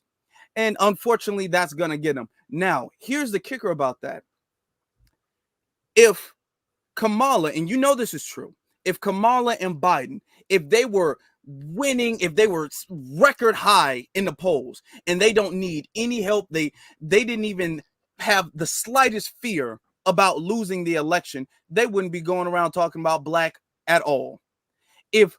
I promise you all, and you all know, all the hundreds of you are listening right now, you all know, if Kamala and the Biden administration were doing well right now, she would not even utter the word black.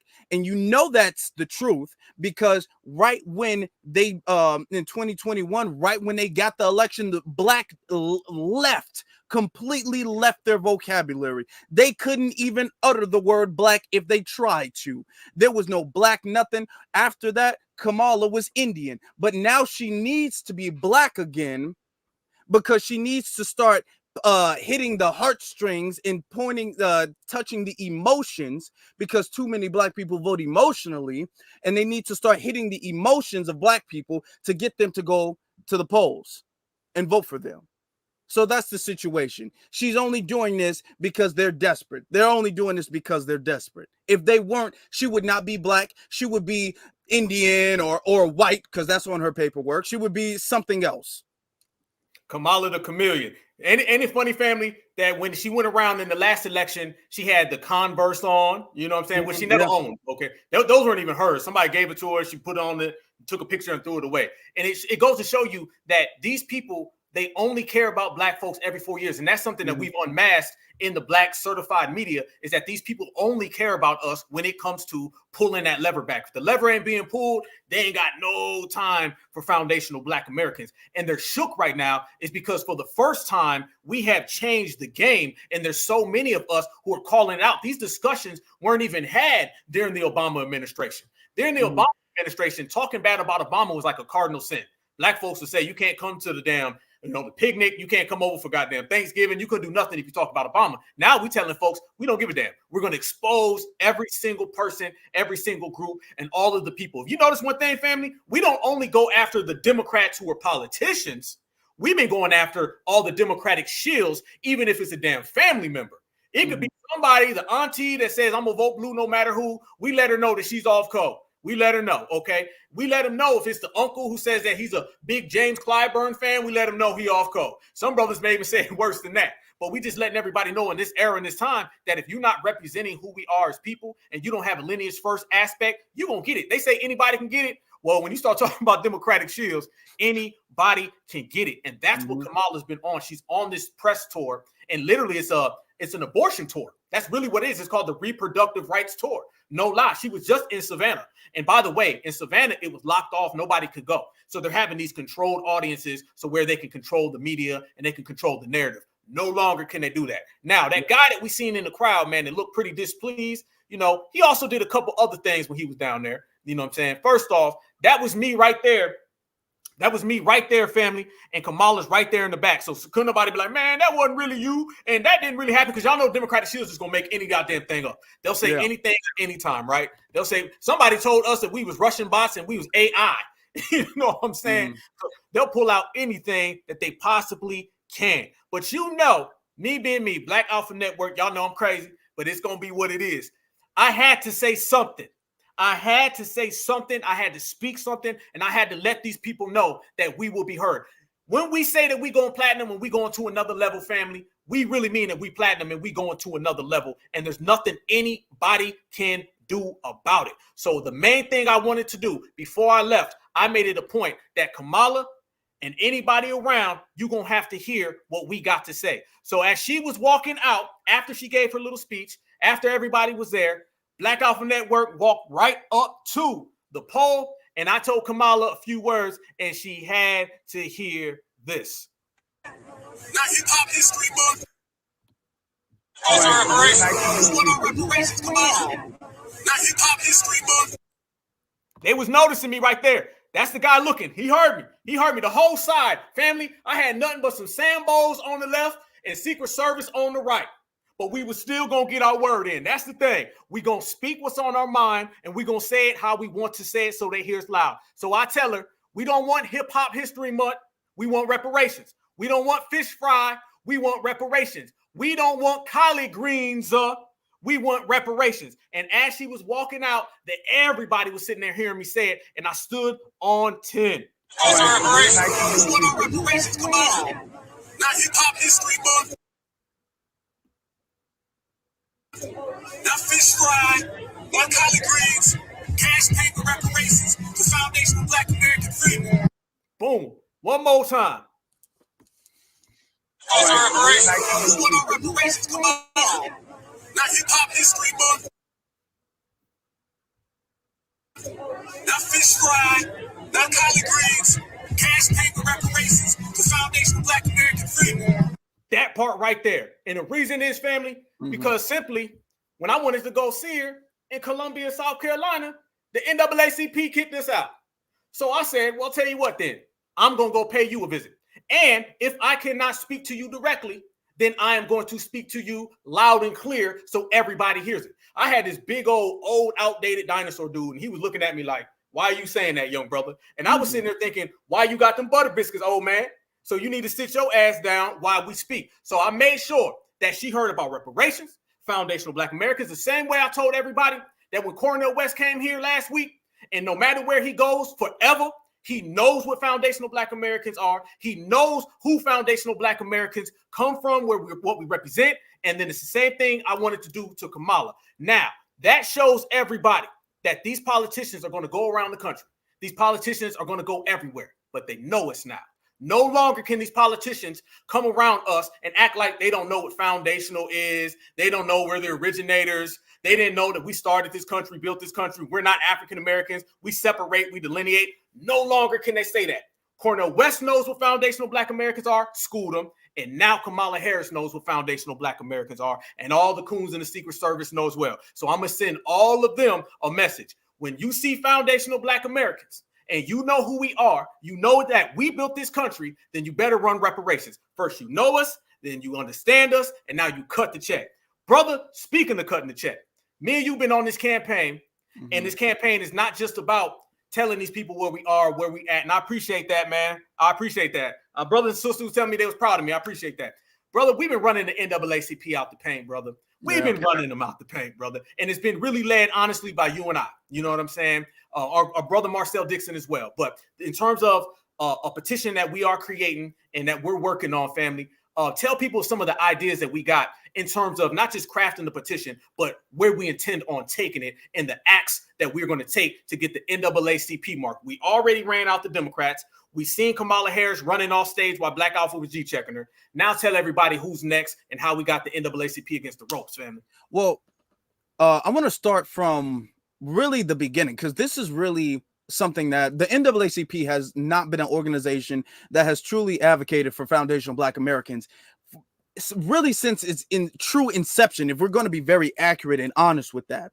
But really, it's been last year with the NAACP, where you and I, Alpha, where we discussed like, hey, the NAACP, these people are a problem.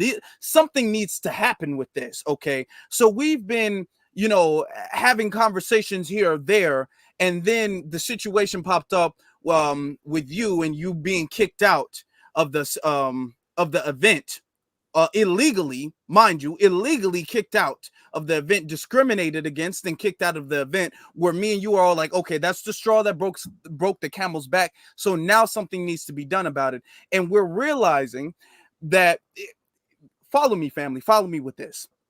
If you were playing a game and you had one big boss, but you had a whole bunch of other little minions around you, and you can't really focus on the big boss, which is Biden and Kamala. You can't really focus on the big boss because you got all these other minions around you that's blocking you off and that's fighting you off. We have realized there needs to be an order in order for us to really get to the big boss at this point.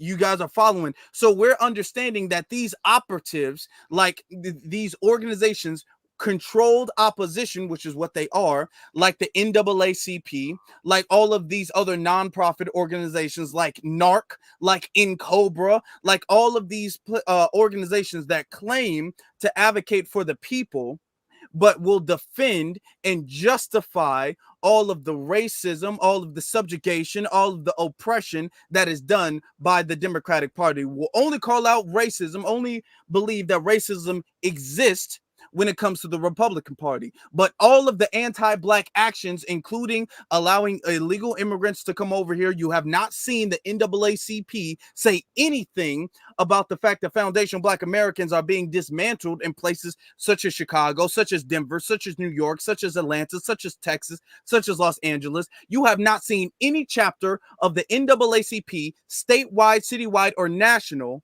say anything about that. Okay? You haven't, and you won't, because the NAACP is not an organization for foundational Black Americans, really never has been. The NAACP is an organization that is controlled by the opposition, that is controlled by the oppressor class. And we understand, in order to really get to the oppressor class and focus on dismantling them the way that needs to be done, we need to get rid of the NAACP, all these other fake reparations organizations, NARC and Cobra, any other organization that pops up. We got Black Lives Matter out the paint. Black Lives Matter is out the paint because of us. Don't let nobody else tell you differently, but because of us.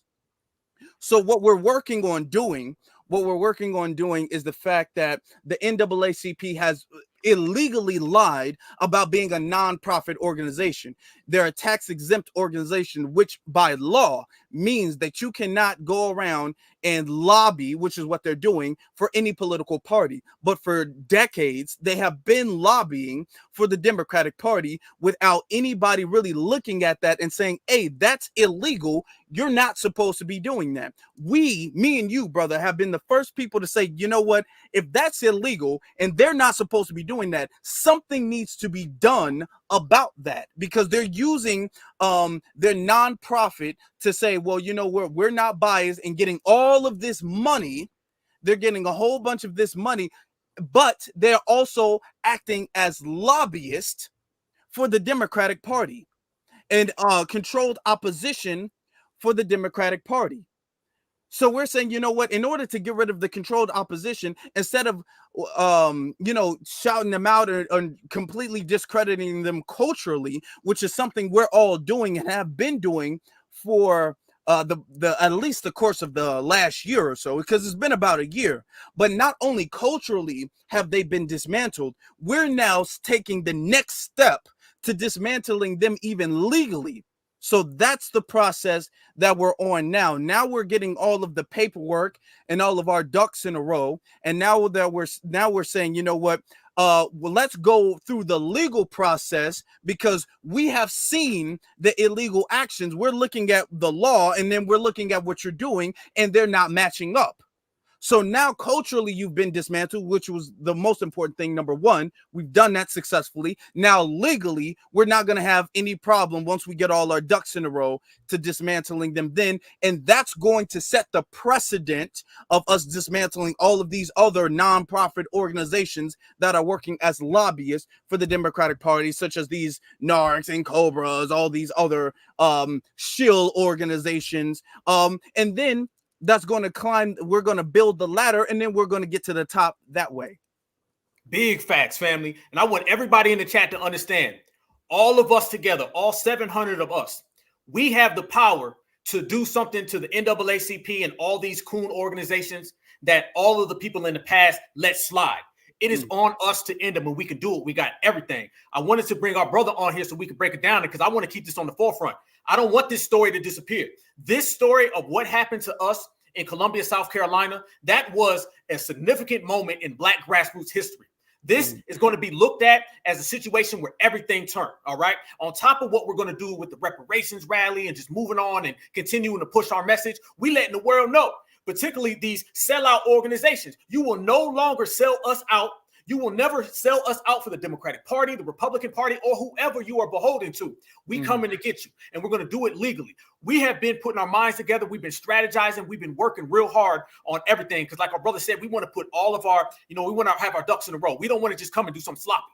You only get one shot at a lot of things in life. This is our opportunity. They messed up before, and now they got some real certified Black grassroots brothers and sisters who see them. So we've been strategizing. We've been working. We've been very meticulously coming up with a strategy, a petition that I'm going to bring back on here. Afro's going to bring it up. We're going to put it up. Hopefully we can get everybody to sign it. And we shooting for easy 50,000. I'm talking about 50,000 off rip. And if we can push this all the way through election season, they in trouble. They in trouble because we have exposed them by what they have been doing to us, and we've exposed them by the way they treat us. We literally have Malcolm X talking about them in the 1960s. How they been around that long and still selling out Black people? We done played the clip of Tupac talking about them in 1991. So you're literally talking about Malcolm X to Tupac was 30 years. Tupac to us is 30 years. So you're literally talking about 30-year gaps of certified foundational Black American brothers and sisters calling out the NAACP, and it's never been done until now. Now we got them against the ropes. And when the NAACP falls, all of those other coon organizations are going to fall, and we're going to work our way all the way up to the Democratic Party, the Republican Party, and everybody in the establishment. We want to replace the system of supremacy and then replace it with a system based on justice, foundational Black American justice, foundational Black American empowerment. Well, it starts with knocking down all of the minions, and we got them. That was our watershed moment. Everybody talk about a watershed moment, right? When, the Democrats say, George Floyd was, or they say Breonna Taylor was, or when Barack Obama got elected, and all of those are used against us. Now, the Black grassroots, for the first time in history, we got our watershed moment. They should have never did it. And then brothers like my main vanguard brother right here, Afro Elite, got him against the ropes in Chicago. I got him down here in the South, and our brothers and sisters in California, our brothers and sisters on the East Coast. You're talking about the Midwest, East Coast, West Coast, and the South. Sound like the whole country to me. But we got seats on everybody. I want y'all to see this real quick. This is something that we pinned. This is for everybody who's not really sure about how this works. Afro had put this up on his show, and I put this up on my show before. But this right here is where we got them, y'all. This right here is why the petition is going to be so powerful and why we are going to bring them down. Are the NAACP units tax exempt? And Afro, you did something great on your show the last time, brother. I want everybody in here right now, screenshot this picture right now. Put this on the screen because this is it all day long. Check this out, family.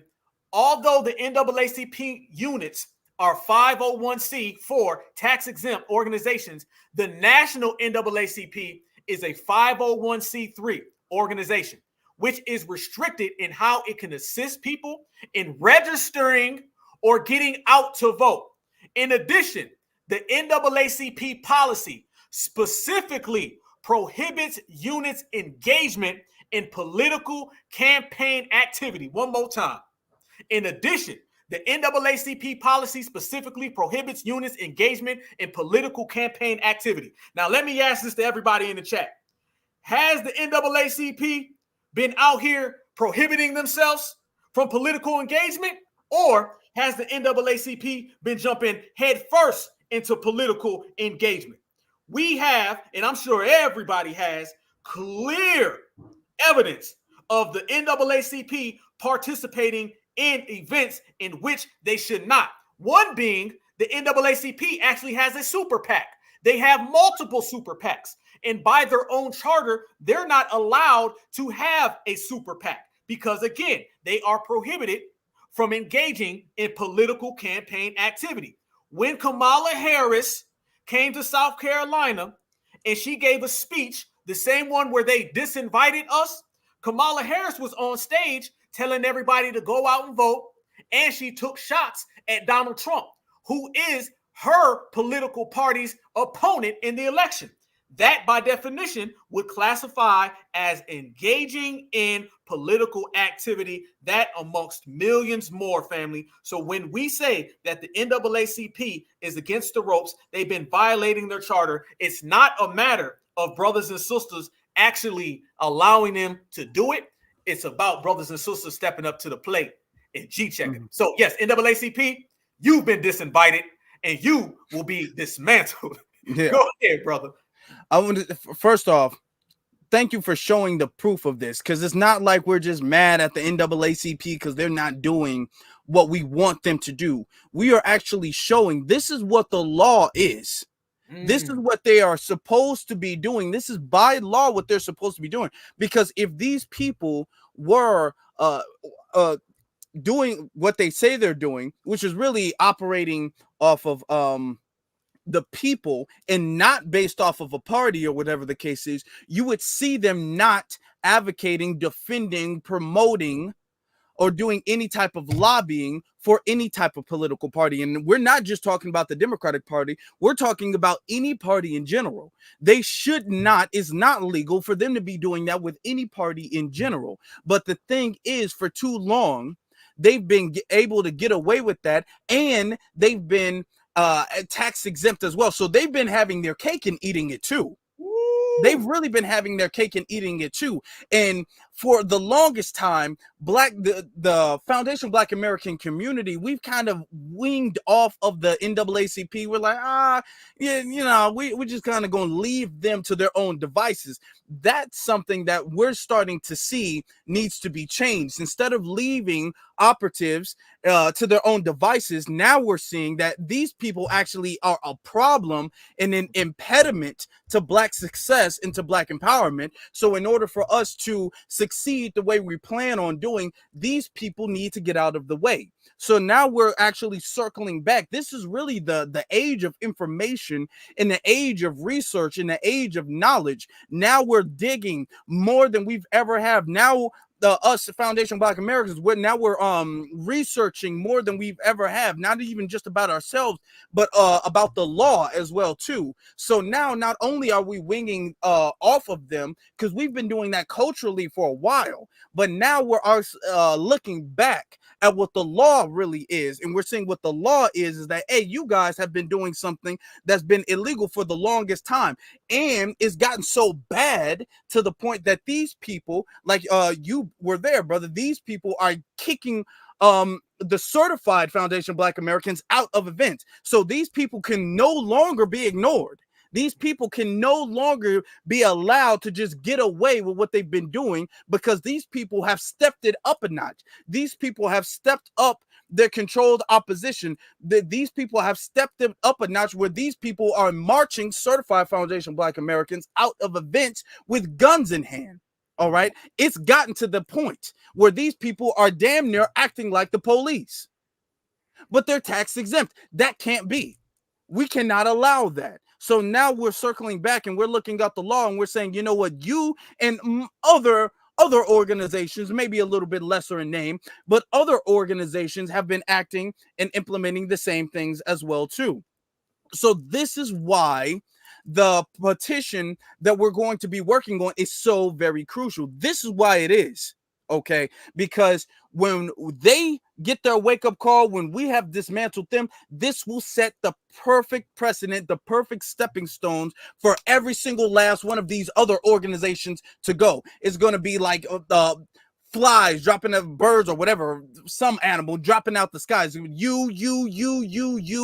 NAACP is going to be the big step, the very big step to eliminating all of these controlled oppositions, all of these organizations that are now stepping it up a notch, because we have risen into our culture and we've I don't necessarily want to say gotten woke, but we have found out who we are and what we need to be doing. So these people are not even disguising their opposition anymore. These people are pulling out shotguns and saying you need to leave if you're talking about reparations. So At that point, there is nothing left to be done but for us to work in getting them out the paint. These people, if we allow them to continue to do what they're doing, if we allow this to happen, we won't have a chance of winning. These people have got to go. They cannot be ignored, the NAACP or any other organization. This is why when we have this petition, brothers and sisters, when we have this petition, this thing needs to go viral instantly. We have to have 50,000 like day one. Okay, that means you got to sign it. You got to get your sister to sign it, your brother to sign it, your mama to sign it, your daddy to sign it. You got to get everybody in the house to sign it. When you go to work, you be like, hey, can you just sign this real quick? You know what I'm saying? I picked up a shift from you the other day, so you do owe me one. So you need to sign this. Everybody needs to sign this. This is how crucial and important it is. They're literally acting like the army protecting the Democratic Party. Okay, this is not just me. This is not just Black Alpha. This is for all of us as Foundation Black Americans. We all have to get on this page. That right there, family. And I love the way you phrase that. These people are literally providing shields. You know, they literally come across and they do whatever they want. And it's basically showing everybody that they've been working with the dominant society. When would the dominant society ever allow an organization to be tax exempt that's really for Black people? You know what I'm saying? They would never. They would shut that down quick, ASAP, quick, fast, in a hurry. So the very fact that these people have been able to maneuver around and work, that shows everybody that they're working for the dominant society. And it's to the point now where since we became very, very woke, very conscious, very enlightened, now they have to step it up a notch. And that's why we saw what we've seen in Columbia, South Carolina, and all across the board. And I want to tell this to everybody listening. I've been getting a lot of feedback, and I've been listening to brothers and sisters. What I've heard, word on the street, what I've heard is that people way out in California in the Urban League, they saw what happened in Columbia, South Carolina, and they were completely angry about it, but they didn't do nothing. I'm also hearing that other chapters from the NAACP throughout America, they seen the footage and they didn't do nothing about it. So this thing where that story was hush hush and we're the only ones who talked about it, no. I've heard stories from the West Coast all the way to the East Coast, from chapters all across this country dispersed, and everybody saw what happened to brothers and sisters in Columbia, South Carolina. They just hush hush, they were quiet. And this is why the NAACP has been able to exist, because nobody stepped to the forefront and said, no, we're going to do something about it. That's the difference between this era and every other era before, is that we do something. We don't sit back and see people off code and actively weaponizing themselves and working against us and just allow it to fester. If you allow something to fester for so long, it's eventually going to turn back upon you. And that is what the NAACP and all these other organizations have done. And now this generation, we say we're going platinum, we say we're going to another level, and it takes all of us to collectively get together, unite, and step to them, and then we can get them out the pain. If they thought they were dealing with the African American, they're not. They're dealing with the foundational Black American, and it takes all of us together to run not only the NAACP out the pain, but to dismantle everybody who's funding them in the process. But fam, when we say we got receipts, check this out as well, y'all. This right here shows you the NAACP ain't supposed to have no lobbyists. NAACP leaders named as top lobbyist of 2022 by The Hill. Y'all just seen by their own charter, by the United States government and the IRS, they are not even supposed to have any political engagement. But yet, not only are they having political engagement, they're engaging to the point where they're being labeled as top lobbyists. We broke down statistically how they donate to the Democratic Party, and they also receive donations. All of these things are violations and strikes against their own charter. So the very fact that you could do all of these things, and the very fact that you can work actively against the same society that you say that you support, that lets you know that it's coming from the very top. And unlike a lot of people who've been running around saying white supremacy doesn't exist, it does exist, okay? And that's why we're here. And the NAACP is a prime factor and a prime example of that. These are just minions working against us. One thing that I know for sure we are not going to do in certified Black society and foundational Black Americans in this generation and era, we are not going to sit back and watch our people be unjustly harmed. We're not going to. And ever since this story happened, brother, I've gotten so many DMs and people have been writing me, and I've heard horror stories about the NAACP and things that we've all known. Things that we've all seen where a lot of folks before were just hush, hush, just let them do it. It's okay. We don't care. I've seen brothers and sisters say their families were harmed. They called the NAACP. The NAACP tried to sue them. I've seen brothers and sisters say that they were discriminated upon at their job, and the NAACP actually went and worked with the job to get the person fired. The NAACP actively works against our society, and it's time we do something about it. And that's what Black Alpha Afro Elite, and as well as all my brothers and sisters across the whole country, because it's a collective effort. We ain't the tethers. We don't move on some tribal stuff. We move as a family unit. That's what we all have been working together to do. So the petition is being crafted right now, and me and Afro want to keep this story on the front line because, like I said, people in the Urban League know about what happened. People in the other NAACP chapters know what happened. And I've even heard word on the street is that people on Capitol Hill know what happened. Mind you, that was an event where the vice president was speaking. So this happened at the highest levels of America. This wasn't some city council meeting. So I'm hearing that even politicians on Capitol Hill know about what happened. And there is an apparatus to keep that silent. There's been a media blackout. The only time you really hear this being spoke of genuinely is in the new black media.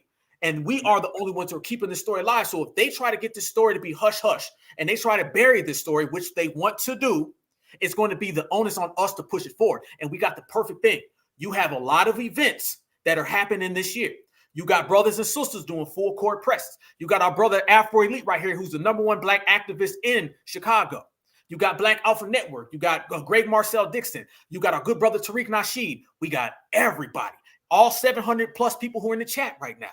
The time is now. And we got all the minds to put together to step to them and dismantle them. And we got all the facts and all the receipts to do so.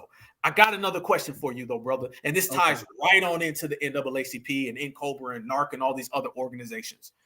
When these people are gone, and when we do run them out the paint, because it's not a matter of if, it's not a matter even of when, it's that we're going to do it.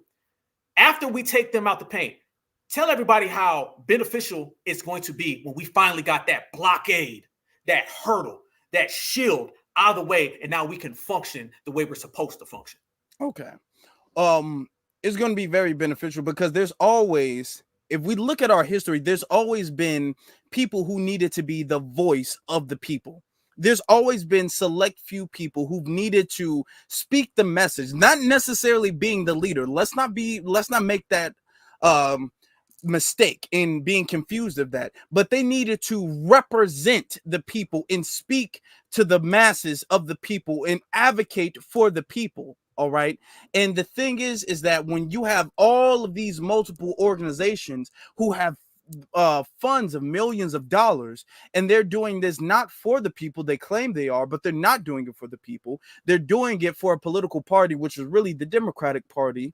And on behalf of the Democratic Party, they're only saying certain things that the Democratic Party allows them to say and permits them to say, and they snuff out the voice of the real people. They snuff out those voices. So when those voices are snuffed out, the masses of the people, those people don't really get to hear the pure message, the certified message, the righteous, the real, and the correct message. They don't get to hear those messages.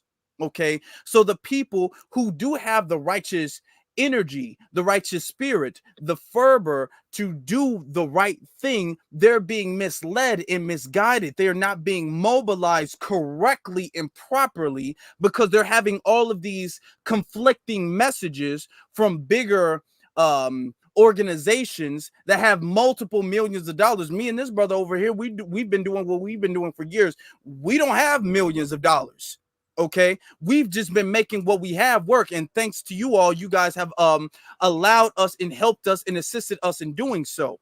But the thing is that the NAACP, they have millions of dollars, and they're acting as guards, as bodyguards for the Democratic Party, as shields for the Democratic Party. So when they get out of the way, it will be no blurred lines. What the NAACP is, if you look at it, they're like the blurring of the line between what is right and what is wrong, and who is the good guy and who is the bad guy. When the NAACP is dismantled and all these other organizations are dismantled, it will be a straight up black in white, which is what it's going to take to really get people to mobilize. If we look back at our culture as foundational Black Americans, this is why we've been able to fight the system of white supremacy so effectively, because we've been able to see this is right and wrong. Okay, this is good and bad. Okay, this is proper and improper. We've been able to see that there has not been any blurred lines until all of these other organizations started popping up and then started blurring the lines. When they started blurring the lines, they would be all like, hold on now. Now, I do understand he did sign the 3 strikes law, but Biden did hug a black kid in the 70s. So, you know what I'm saying? He's not really that racist. You know what I'm saying? They're blurring the lines. What we need is we need people like you and me and all of the hundreds of people listening.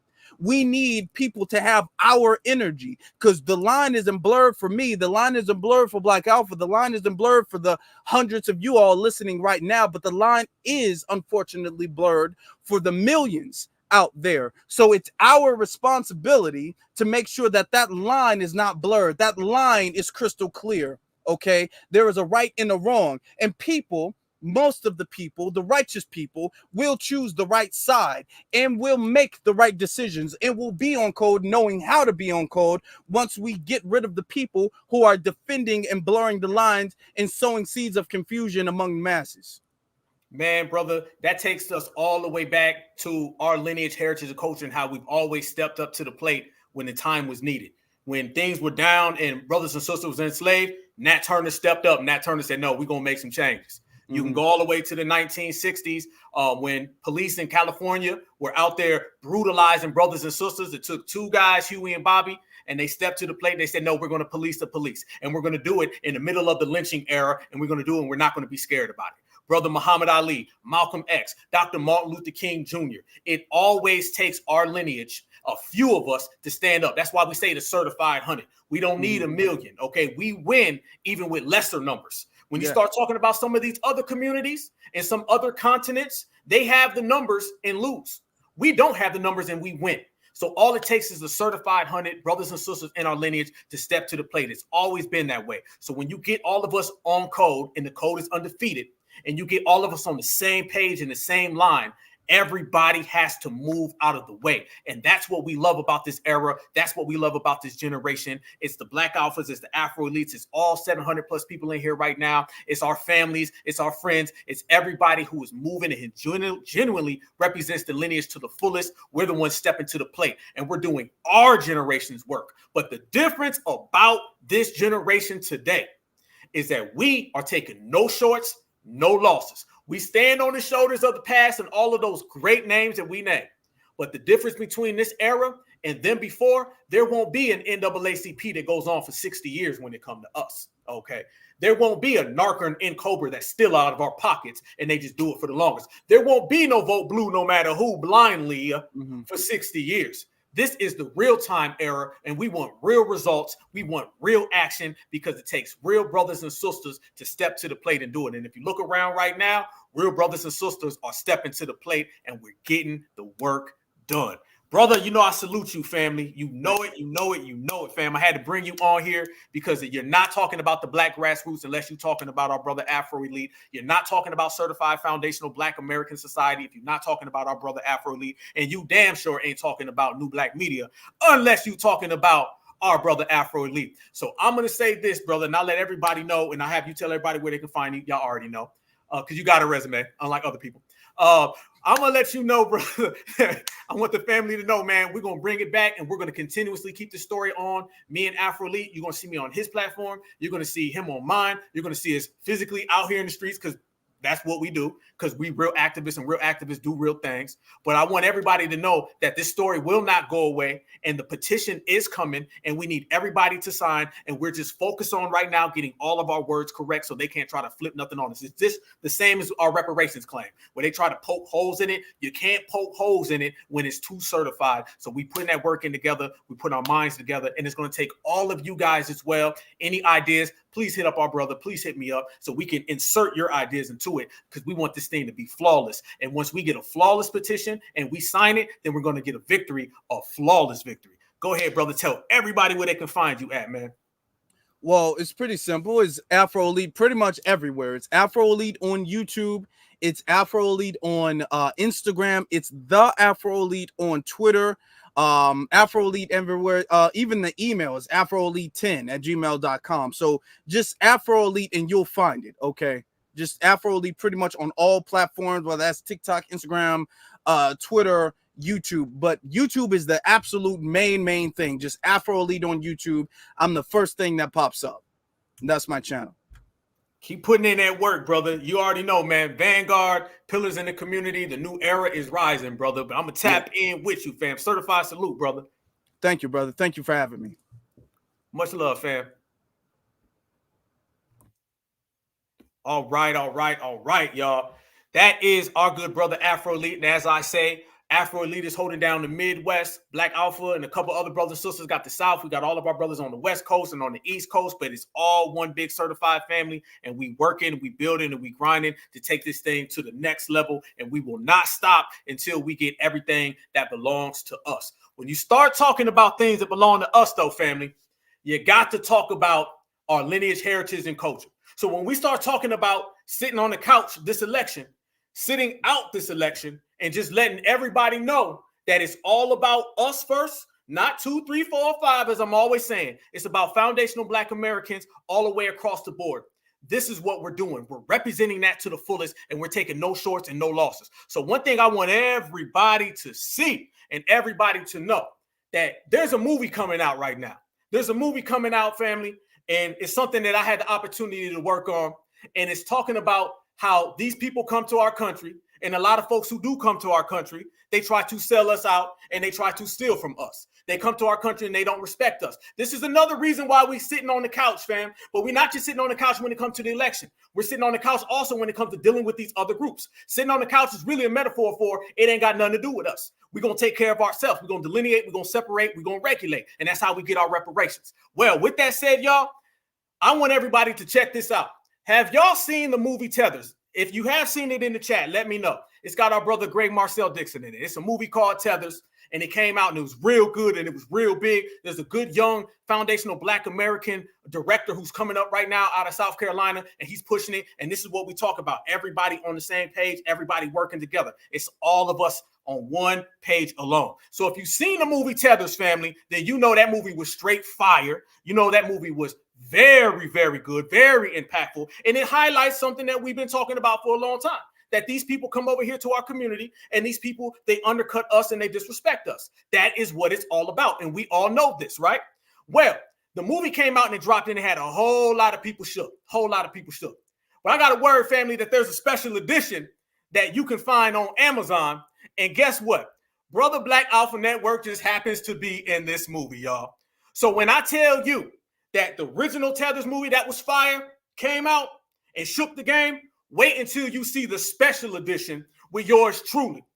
We came down and we broke down all of these tethers and all of these people who come around our community, disrespect us, hate on us. And as we say, we delineate from everybody else. It's the same exact thing that we're doing from these people. So if you liked the first one and the first one was fire and you enjoyed it, wait until you see the special edition, because Black Alpha Network bring that fire. And when you put me in the same place in the same time as my foundational Black American brothers and sisters, the only thing you're going to get is fire. So I am going to debut the new trailer for the movie Tethers. And I want y'all to check it out. I want y'all to see it. And I want everybody to support it, because now if you look, family, we got all of these brothers and sisters working. You got some brothers and sisters who are into politics. You got some brothers and sisters who are into the military. Some brothers and sisters who are activists, who are in the media. Brothers and sisters who are in the health field. It takes all of us to get to where we're going, and we whooping them in every aspect. So when we say that we are going to regulate this year, and we say that 2024 is going to be different, it's going to be different. So here is the preview to the special edition movie Tethers, featuring Marcel Dixon and Black Alpha Network that came in the building. Y'all know when I show up, it's about to go down. So y'all check this out, family. A fierce warrior takes on Tether. Personally, I feel Black Americans are too loud, too lousy. Many small things, they start shouting. They are like a lost puppy. They look like us. This is our homeland. And in our homeland, we ain't got to ask for nothing. In our homeland, we ain't got to beg for nothing. We're out here demanding everything, and we telling people, you got two choices. You're going to give it up or you're going to get it took. Black Americans hate themselves. Why do you have a problem with the white man? Talk like us. You shout Black Lives Matters all the time. Yes, Black Lives Matters. But you black, you kill yourself as well. You know. But they are not us. So a tether is pretty much a term that is used to refer to a black immigrant who comes to America and works against the interests of black Americans. Black Americans already have the reparation they needed to pull themselves up by their bootstraps. As a matter of fact, when you show up, you better wipe your feet at the floor. Now all of a sudden they're saying y'all don't deserve reparations. But here's my message to them. We gonna get them anyway. In most of my life, I'm not even thinking about Black Americans. This is that is against you. You are totally wrong about that. Nothing is against you. You are against yourself. The very fact that the tether is even here in America shows you that they failed where they're from. First of all, reparations for America ain't for you. It's for the black descendants of American slaves. So why are you in our business? Akata is actually nothing close to calling you a nigger.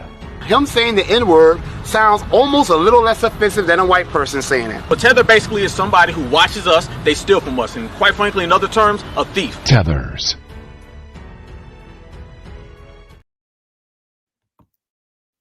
Yeah.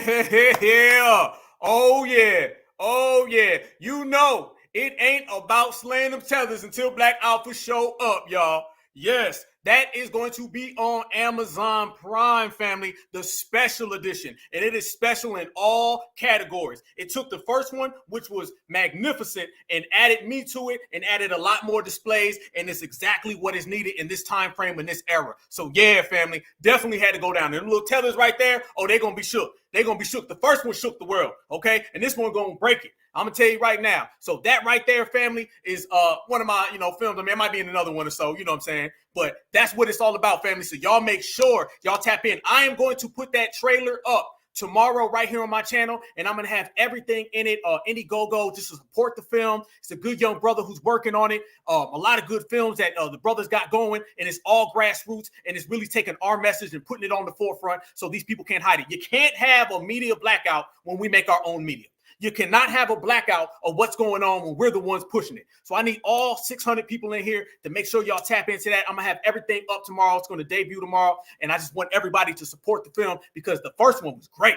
And I'm telling you right now, I was in my bag when we recorded that one. We recorded that. You can see right on out there in the water. And family, W's was walking by. They was mad. They was looking at me. They was like, man, what the hell is he talking about? You had a couple tethers that was walking by. They was mad. And every time I seen them, I got a little louder. All right. You had some old lady came out. She's trying to, not blow leaves off the ground or something to disrupt it. Okay. But guess what? She got disrupted. So I seen every single community out there and they was all pissed off, family. And the more mad they get, the more I get happy. All right. So when you're pissing off the tethers, that means you're doing a good thing. They say we divisive. Good. Divisive is a good thing. You know another word for divisive? It means delineate. And that's exactly what we're doing in this time, in this generation, and this era. So that is a feature film that has already came out. And we're going to put out the second one, and it's going to keep growing and keep growing and keep growing. And we're going to all support it, family, because that's the way we do things. Tethers beware. That right there, I'm going to say this.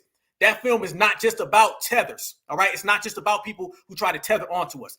I'm talking about, it breaks down hip hop. It breaks down how the dominant society recruits these people, the paths that they use to bring these people in. Everything y'all hear me talk about right here, how we talk about how they bring these people in because they're docile and they're submissive and they're passive. It speaks about the erasure of our culture. It don't just talk about a few greasy ass tethers with effed up hairlines. No.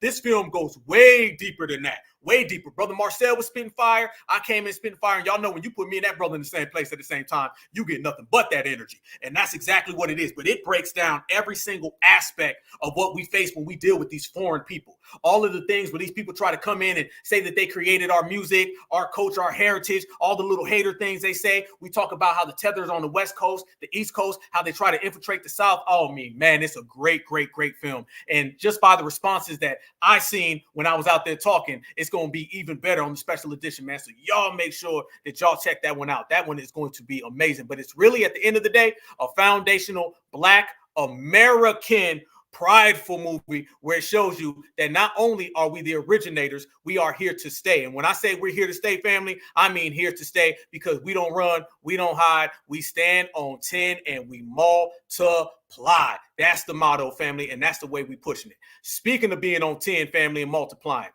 when we talk about sitting on the couch this election, when we talk about standing on our own, when we talk about being exactly where we are, family, I want everybody to realize the main reason why foundational Black Americans need to sit on the couch this election is because by us sitting on the couch, you stop this mass influx of immigration.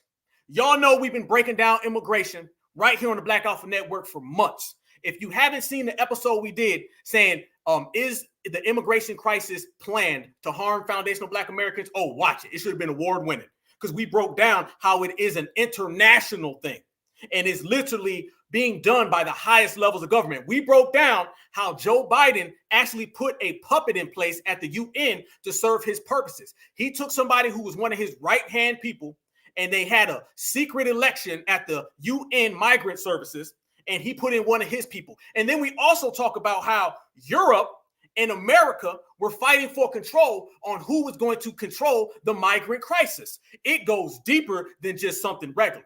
So a lot of brothers and sisters, we sitting back and we looking at that couch and we saying, why would we even deal with voting for the Democratic Party when the Democratic Party are the people bringing in folks every single day? You're talking about people coming into this country, flying, hopping, skipping, jumping. We have actually exposed why we got to remove the image of a poor migrant. These migrants are not poor. These people are being hand selected. They're flying over here in first-class planes, Miles for Migrants. That's an actual organization. So when we seen that Democratic shield that was sitting there with Luke, what really made him mad, family, is I started talking about the migrant crisis. Because to be a Democrat means that you got to be pro-immigration. Pro-immigration is open borders. Open borders harms us the most. And now brothers and sisters are saying, hold up, these people are coming in and getting all these tangibles and being elevated above us. We're going to have to do something to stop that. Yes, we do. And if y'all notice, it's starting to trickle onto other communities. Did you see just recently, family, the migrants who beat up some NYPD officers? Yes. So when we talk about these people coming over here and bringing crime, we talk about these people harming us. We talk about these people being anti-authority. They said that we was being xenophobic. But when we look at the statistics and we look at the numbers, we look at the facts, we see the news stories, what we see, family, is that these people are bringing over all of that. They're anti-FBA, and now it's starting to trickle on to the dominant society. I believe the great Malcolm X said it best. He said the chickens have come home to roost. And I got some footage, family. These right here are Black Alpha Network exclusives. Y'all know my immigration coverage has been A1. And I've been breaking down things that they did not want to talk about. And a lot of things that we spoke of right here on the Black Alpha Network every Tuesday at 7 o'clock that we spoke about and nobody was saying, now you're noticing, you're seeing it on mainstream news. So once again, foundational Black Americans are always correct. We say it and everybody denies it until it comes knocking on their door. Check this out right here, family. I want everybody to see that what we've been saying about this migrant crisis being planned, now they're openly admitting it. Check it out. Our country is experiencing a full-fledged invasion with illegal immigrants pouring across our borders in record numbers, encouraged by Joe Biden's open border policies. Since stepping foot in the Oval Office, there have been over 8.3 million illegal crossings nationwide.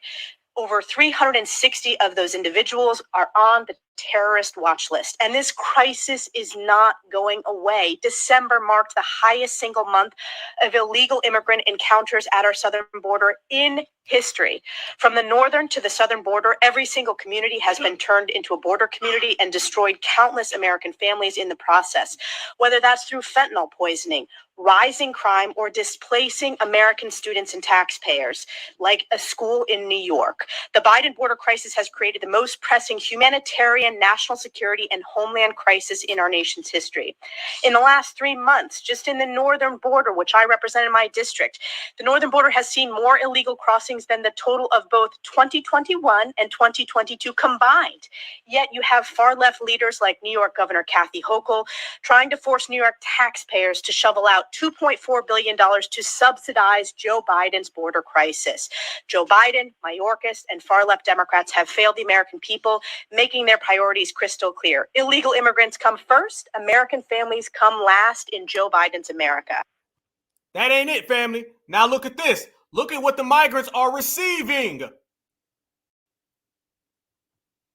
And prepaid credit cards to migrate families. Long story short, this is kind of like food stamps, but for immigrants, right? So on this card, they're going to be able to go ahead and buy baby supplies, food from grocery stores, supermarkets, and convenience stores, as well as the bodegas. They plan on starting off with 500 immigrants who are currently staying in hotels and expanding to 15,000. And they plan on giving them $1,000 every single month. Is this good use of taxpayer dollars? What do y'all think about that? Let me know below. $1,000 a month, family. And we got more. When those migrants beat up that NYPD officer, they got released. Soon as they got released, the guy, one of the guys who did it, he went and committed another crime. This is footage of him being arrested. What'd you do again, boss?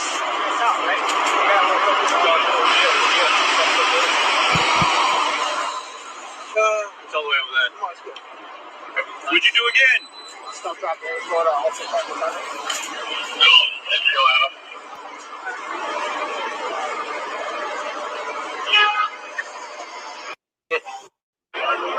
Now, somebody said that they was just poor, innocent people who were coming over here to seek some type of asylum, and they weren't being in crime with them. Check this out. 1 o'clock, 42nd Street and 7th Avenue. Lieutenant and a police officer in Midtown South being directed towards the Sorley group. As they try to clear that group, you saw the video. Reprehensible. Cowards. You have 8 people attacking a lieutenant and a cop, running up to them, trying to kick him in the face and kick him in the face. 4 are arrested on the scene. 1 was arrested last night. The 4 that were arrested should be sitting in Rikers right now, on bail. Should be indicted this week and taken off our streets. No, see, family, notice first off, y'all notice how nervous he looks when he's talking about those migrants? That was an NYPD officer who was talking about migrants who beat up one of his fellow co-workers. Now, anytime something happens with a Black American, they want to throw the book at him. Yeah, that happens all the time in New York. But you notice when Eric Adams, when Brandon Johnson, or when any of these police officers start talking about migrant crimes, they be real hush-hush. He's rubbing his hand. Look at his body language. Look at his body language. Let me pull that back up. Look at his body language, y'all. His body language is that of somebody who's very, very afraid. Look at that. He don't want to say the wrong thing. Look at him. He's scared. I guarantee you, if that was Black Americans, he'd be sitting there talking all types of reckless stuff. He wouldn't be talking about no getting out on bail. The reason why he's looking like that, that's the same exact look that Eric Adams has. That's the same exact look that Brandon Johnson has. That's that deer in headlight look. Why do they have that? Because they understand they are small fries on this immigration chain. This immigration chain goes all the way up beyond the White House, goes all the way to the UN, in which we broke down. When you start talking about Miles for Migrants, you start talking about all of these organizations that are openly moving migrants around. This is why we say, and we know as foundational Black Americans, the migrant crisis was planned. This ain't no accident. You don't have people hopping in the border at all-time rates just because. This is all a part of the erasure for us. So he know he got to be careful. He got to tread lightly, because if he says the wrong thing, he going to get that phone call. And all of a sudden, he ain't going to have a job no more. That's why they're all walking on eggshells. Look at how they talk about other communities, and then look at how they talk about the migrants. It's always with gloves on. They're very soft, very scared, because they all know what's going on. We are, Black Americans, the only people who speak about the migrants openly and purely. Everybody else is afraid, because, family, when you look at numbers like this, look at these numbers of what has been going on during the Biden administration. This is reason number 9,022 why we are voting couch for the 2024 election. And as we say, when we sit, they lose. Look at these numbers, y'all. 5,000 illegal aliens per day. 5,000. These numbers, as they've stated before, are the highest in American history. These are not things that are by happenstance. These are not things that just occurred. These are the historic numbers, and it's been going on ever since Jimmy Crow Joe Biden was elected, because he even said it, and we have exposed it going back all the way to the 1980s. He said that he wants a consistent influx of migration because he is one of these replace the Black American politicians. This is what it's all about. 150,000 illegal aliens per month. Come on, y'all. Come on. 1,000 a day, no, 5,000 a day, 150,000 per month, and then 1.8 million illegals per year. You're talking about per year. Then, on top of that, $60+ billion more to the Ukraine. And they're talking about a deal that just came out, and everybody who's examined the deal sees that that deal is really to allow them to do this more. It hasn't really been covered too much in the news, y'all, but y'all know Black Alpha Network gonna break it down. We're gonna talk about how this new immigration law that has just been passed, which, by the way, family, they all got together and they tried to do it bipartisan, because y'all know that whenever it's something that benefits everybody else, it happens very, very quickly. There's a new immigration law that just came out.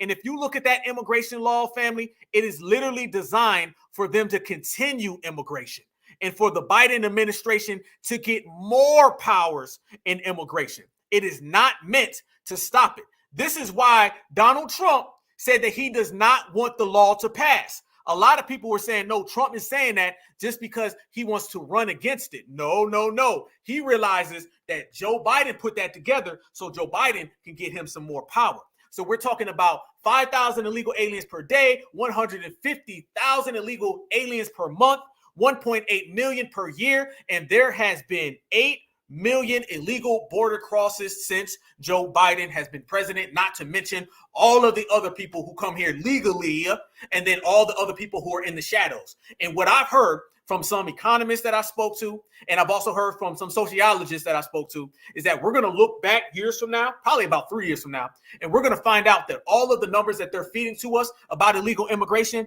is really probably 4 to 5 times higher than what they say it is. So basically, that 150,000 illegal aliens that we get a month, it's probably more like 300 to 450,000. Okay, that 1.8 that we get per year, we're going to find out is probably more about 3.8. The numbers are huge. And how do you know the numbers are huge, family? Because you don't see the footage that we've been seeing without it being huge. You don't see these record-breaking numbers and then see this insane footage. How are you having the same numbers, but yet all through Chicago, all through Texas, all through New York, they're busting these people. They're giving these people cell phones. They're giving these people top-notch cuisines. These people are literally all over the place. While you got Black Americans who are sitting back on Section 8, these people are sitting in 5-star high-rises. Yes, we vote in the couch in 2024 because the vote for the Democratic Party is to vote for your own erasure, because this is what immigration is all about and is being facilitated in by Joe Biden. Joe Biden and Kamala Harris are the #1 participants in the erasure because they are the #1 supporters of illegal immigrants. We got more footage, family. The footage don't stop. That's one thing about this era and this generation that has been very different, y'all. The footage that is coming out from the border, I want all of y'all, you probably seen it. Go on any of your social media accounts. You can't hide from it.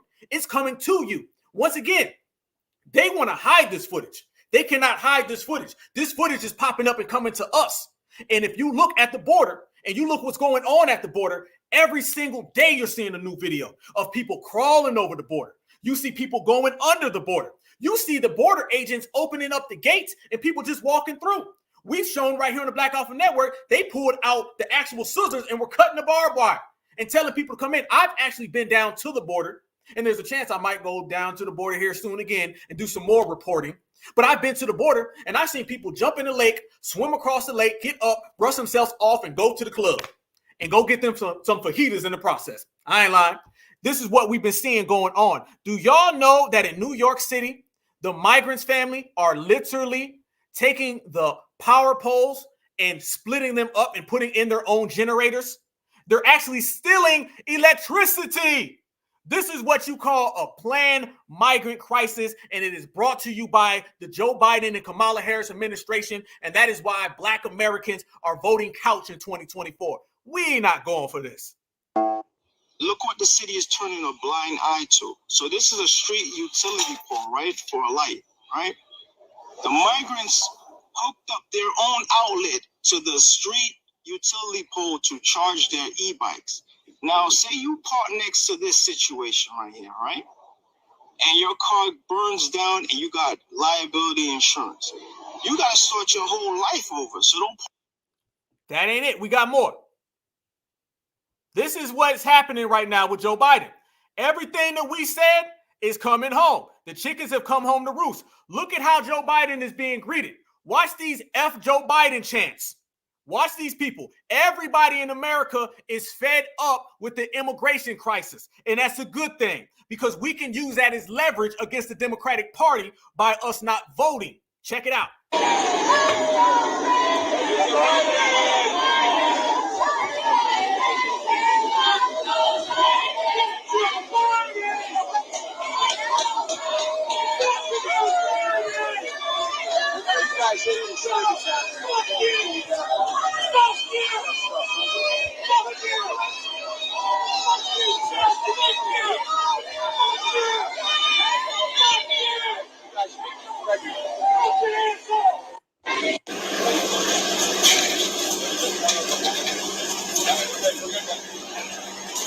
That right there is the Texas National Guard, and they're continuing to put up wire because the Joe Biden administration literally tried to take the Texas administration to court so they could open the borders. This is literally spilled onto the dominant society, which we've been predicting right here on the Black Alpha Network for the last year and a half, that eventually the immigration crisis was not going to be something that we were just the only ones speaking about. The whole country is fed up with what is going on right now. And you're starting to see everybody turn on the Democratic Party. So when everybody turns on the Democratic Party and the Black Grassroots does not vote for the Democratic Party, that sounds like we got the power and it sounds like they're broken. Proceed.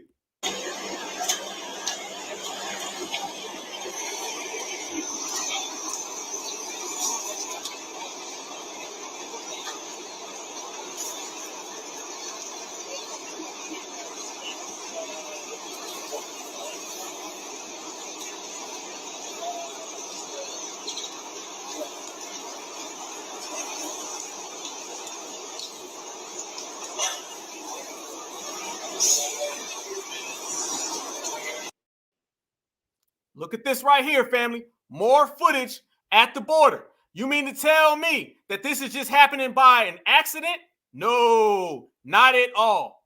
Border Patrol showing up. Look at him running. Look at him running. Border Patrol just showed up. Watch this. Watch behind us. Here it comes. Look at this, guys. This is in right around Ceasefire, Arizona. Border Patrol's coming here right now. And they're rushed to line up. Look how many there is here, guys. Look at this.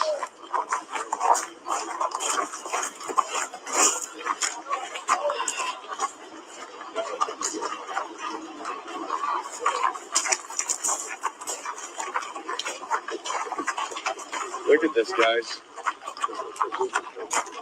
These folks illegally crossed over into the country over the last 24 hours. They're being facilitated here by an NGO. And then here we go over here. Look at them lining up. Now, if all the news media can just openly go down there and film this stuff all day long, how come the United States government pretends like they can't find it? You're literally talking about news media who's just going, this is independent media. This isn't even mainstream media. You got folks going down there with cell phones and they just camcording. And you literally have immigrants waving at the camera, doing whole interviews. We've seen it. We've showed it. So the very fact that the United States government is acting like they can't stop this stuff, if you can't see it, then how come the media can't? This is why the jig is up. The lies are over with. Nobody's falling for it no more. You can clearly tell that this is facilitated. Whenever the dominant society throws up their hands and they act like they can't stop something, you know they're lying. because they seem to have an answer for everything else. You start talking about black people, they want to say, well, y'all are pulling up your pants too wrong. You're listening to loud rap music. They got all the answers for everything else. But whenever you start talking about this, all of a sudden, they plead the fifth.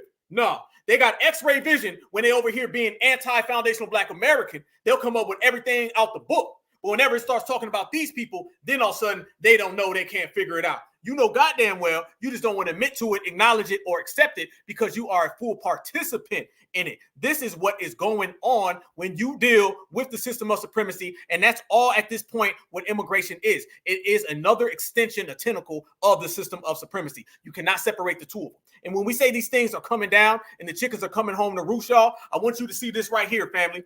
This is what we talk about. Look at this. Karen is mad because they're kicking Karen's kid out of school. And this is good for us. We want this to happen. We want little Billy, little mayonnaise and mayo. We want him to get kicked out because his parents, Karen Mayo and Ken Mayo, they're going to get mad at the Democratic Party. And then they're not going to want to vote for the Democratic Party. And then you're going to look and all of the mayos and the mayonnaise ain't going to want to vote for the Democratic Party.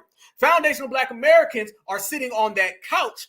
That is what you call leveraging your vote. The more the dominant society goes back and forth, the more you see the dominant society fighting with each other. That's good for us. That's good. That's real good. Because a fight amongst two supremacists allows us to sit back and watch them. That's all it does. And then we can come in and we can placate it. We can placate it very good. See, whenever they come around us, they try to pit us against each other, right?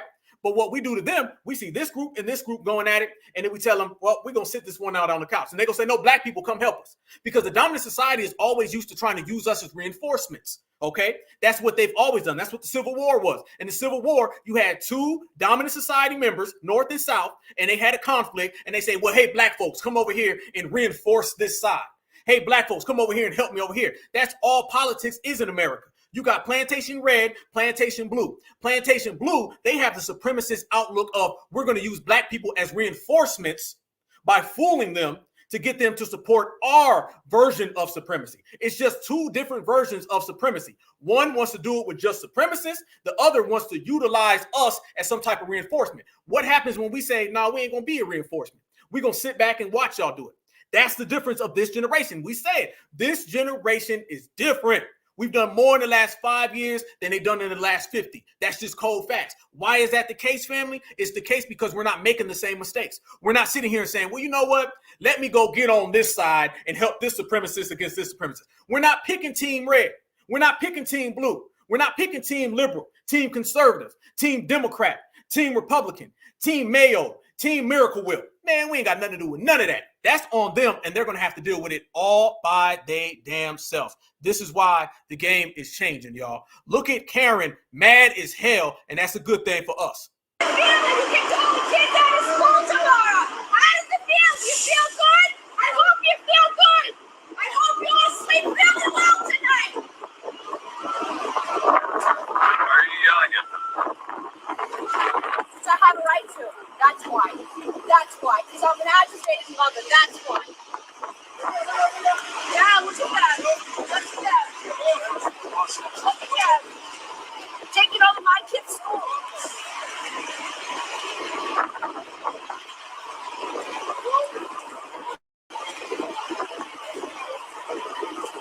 Take all the kids out to sleep here tonight, huh? How long you staying?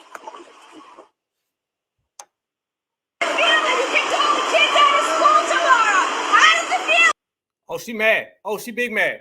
She big mad.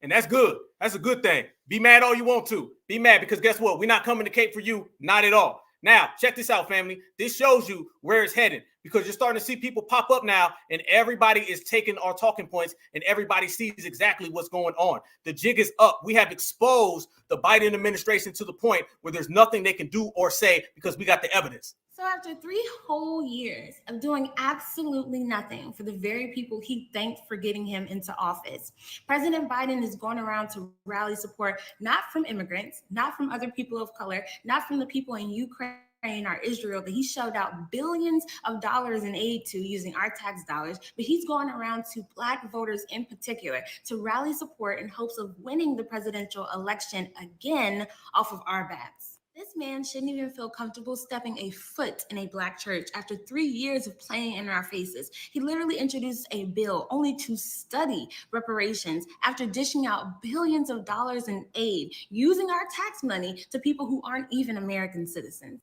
And let's not forget, because this is really even more insulting in my opinion, he signed in a hate crime law to prevent attacks against Asians who severely exploit the Black community economically and have committed way more hate crimes against Black Americans than any that has been committed against them. But he also shelled out $50 million in support to them. But for the people that this government has done the most wrong to, the most mistreatment than anybody else on this entire planet, all they can do is study reparation. To add insult to a whole lot of injury, they literally made Juneteenth a federal holiday, which does absolutely nothing for us other than it allows every race to be off for that day and still get paid. And the reason that he has the audacity and the confidence to yet again rally the support of Black voters is because he understands that we value symbolism and people talking to us nice over actual progress.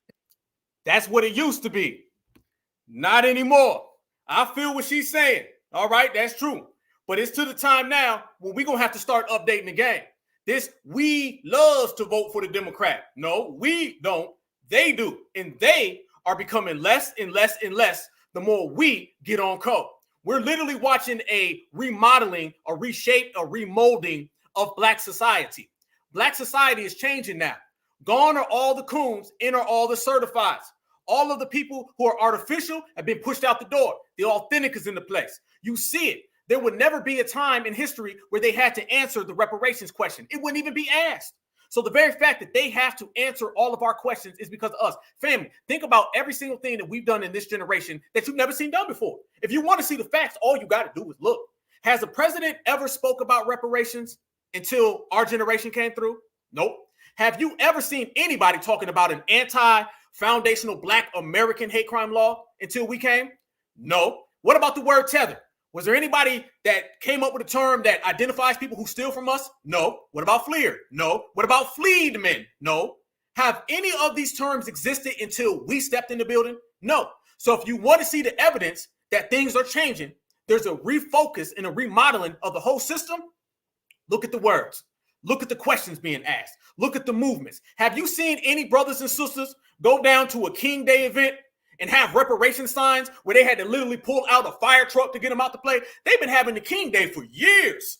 For years, right there in South Carolina. They had all the old folks and all the walkers. As a matter of fact, let me not even say that, fam, because you had an elderly sister who literally had an oxygen tank, and she was being taken out because she was standing on business. Yes, it is literally happening. And what separates our generation is, I don't mean age. No. I'm talking about of all ages. I'm talking about of all different states, different counties, different regions. It's all about the code. This is going all the way across the spectrum. This is why we are changing things, because it's brothers and sisters alike holding it down. So no, nothing in this generation looks like before. If you look at us right now, the game has changed. This is not the yes we can era. I say it all the time. This is the hell to the no era. And we're going to start by getting rid of the term, well, we needs to do better, or if we quit voting Democrat. Now we saying, no. We are on code. They ain't talking for us. I see some certifieds. I see 600 plus, almost 700 people in here right now. And we ain't out here pulling that lever. We talking about vote for the couch. Matter of fact, vote for the couch. Has anybody ever heard that? Has anybody seen that terminology, or telling the Democrats we were not going to vote for them? We're not going to vote blindly. Has anybody ever heard that until this Black grassroots era stepped into place? No, we are changing the game one by one as they continue to push immigration upon us. Family, we got it. Oh yeah, I stay with it. This is what it is, family. Look at more footage of you actually have people down there at the border and coming into this country, and they are not being vetted at all. Look what Donald Trump says about illegal immigration. Look what Donald Trump says about the biggest mass deportation process in American history. So it's not just foundational Black Americans who are talking about this. You're seeing it go all the way up to the top. And the only people who are going to win in this scenario are the foundational Black American, Black grassroots, because we stand on business. Tell me how this sounds. Millions and millions of people here. It is not sustainable. Did you see in New York City with it getting the regular students out and they're putting migrants in their place, we are going to have the largest deportation effort in the history of our country. We're bringing everybody back to where they came from. We have no choice. Can you do something about the sanctuary cities? Yeah. Well, they're going to be ended because the Democrats are going to end them because you can't sustain it. If you look at New York, you have a mayor of New York who now is really hostile to the administration because New York City, that's my place. I love New York. It's gone. It's had a tough time. Oh, yeah. Look at New York City, family. Look at this right here. Guy, this migrant just hit me with the tire. He's on the run from the cops. That damn migrant looked like Spider-Man. Let me run this back.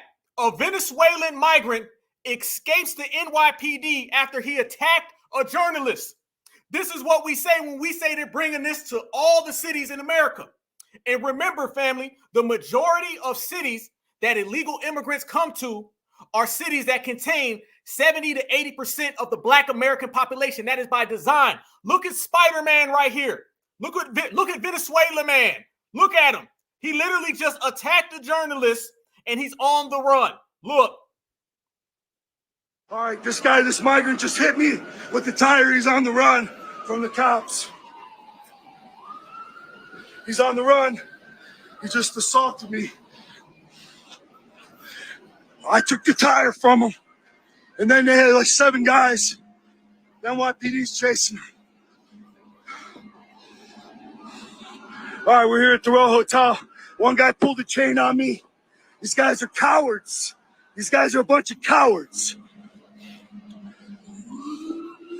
Okay, NYPD's trying to find him. He went on the run.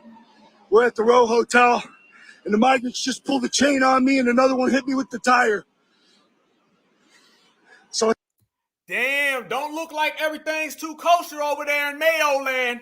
Don't look like it. And by the way, all of those scooters and all of those little bikes right there, those are all given to migrants. Everybody in New York knows they'll have a whole line of those, of 150 of them, and that's what the migrants are getting so they can ride right across. Yes, this is what's happening when you deal with this migrant crisis. They are out there literally attacking people. But then check this out. He said that the guy is on the run. So how the hell are you on the run from the NYPD and you on the run from your homeland that you ran here from? So they're just double on the run.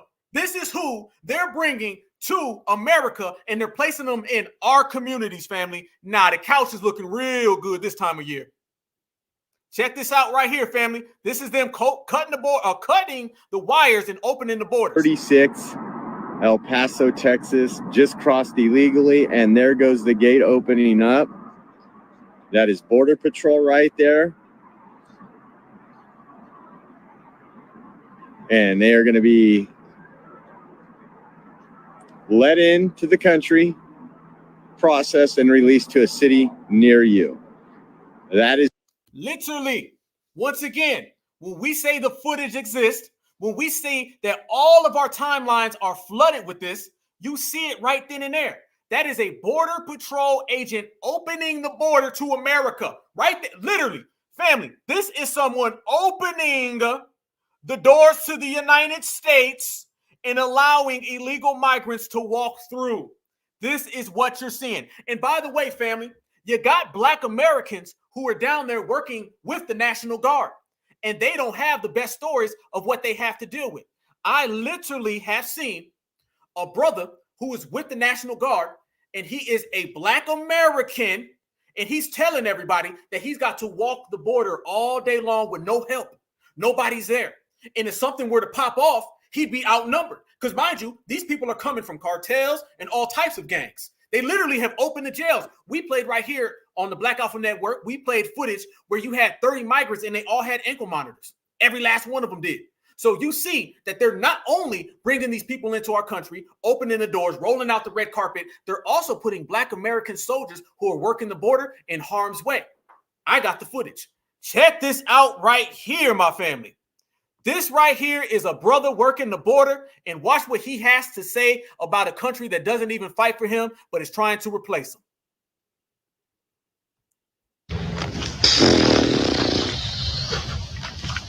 Yup. No lie, I gotta walk this wall every fucking day. I gotta walk all up and down this wall. And all the way back to all the way up there. By myself. Because I am a soldier. I have my high. Nah, bro. This shit lame as fuck, bro. Now some shit where to pop off.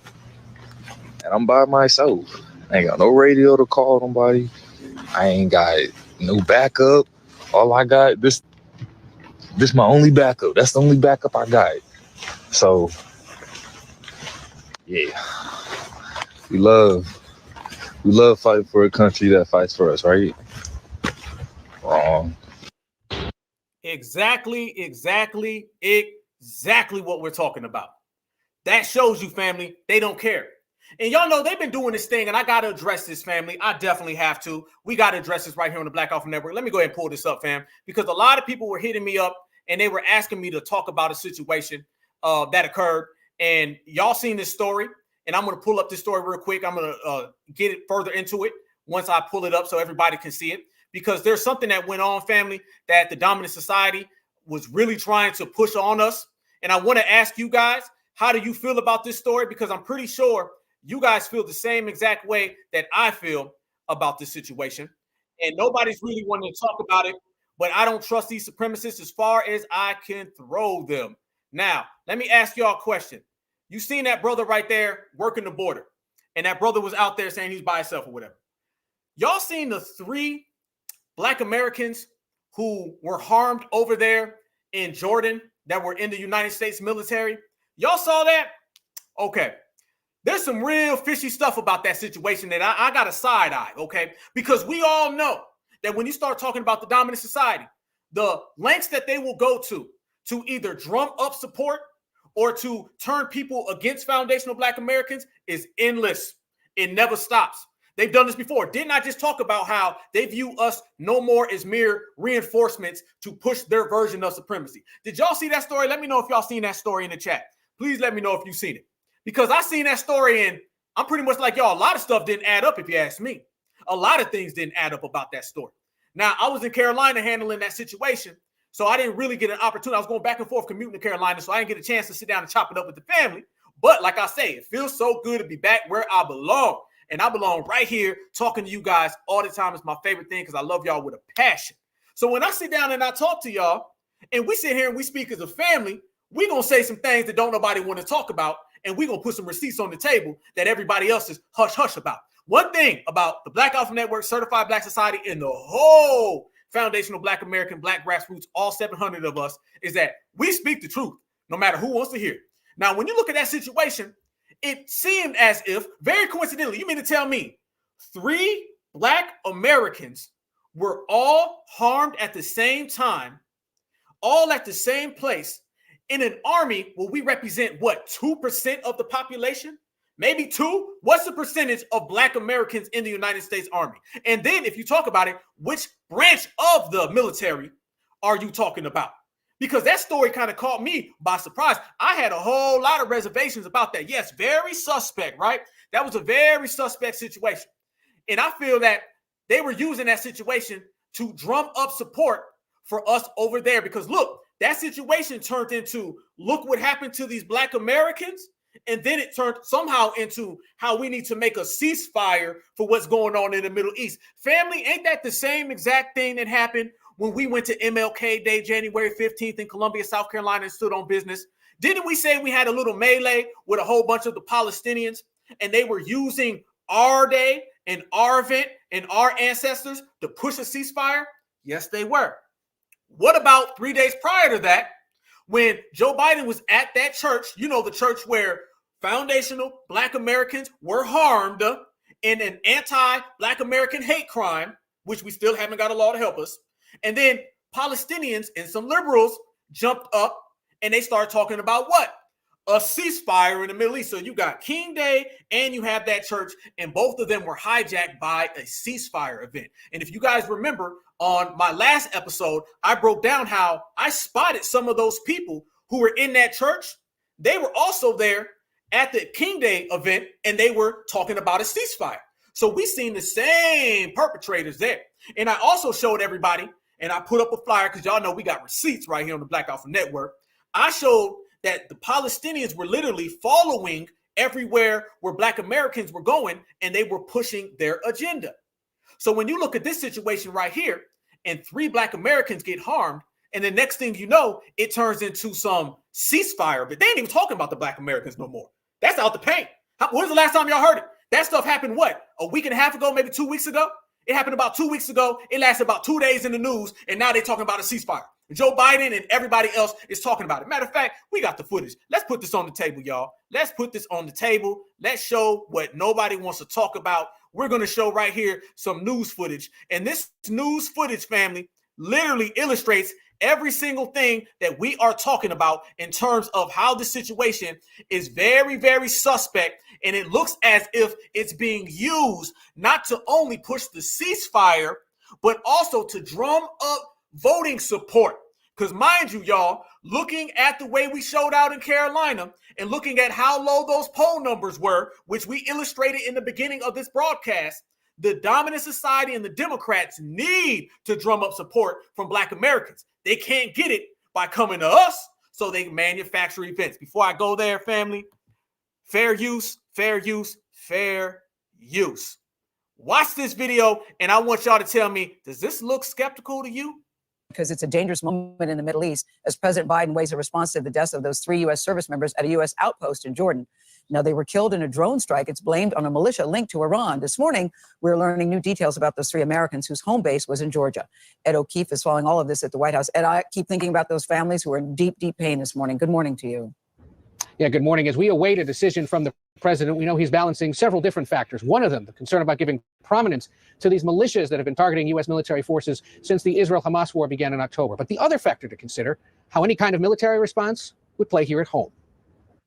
23-year-old specialist Brianna Moffett, 24-year-old specialist Kennedy Sanders, and 46-year-old Sergeant William Rivers. The 3 Americans killed in Sunday's attack were all decorated Army reservists assigned to the 926th Engineer Brigade out of Fort Moore, Georgia.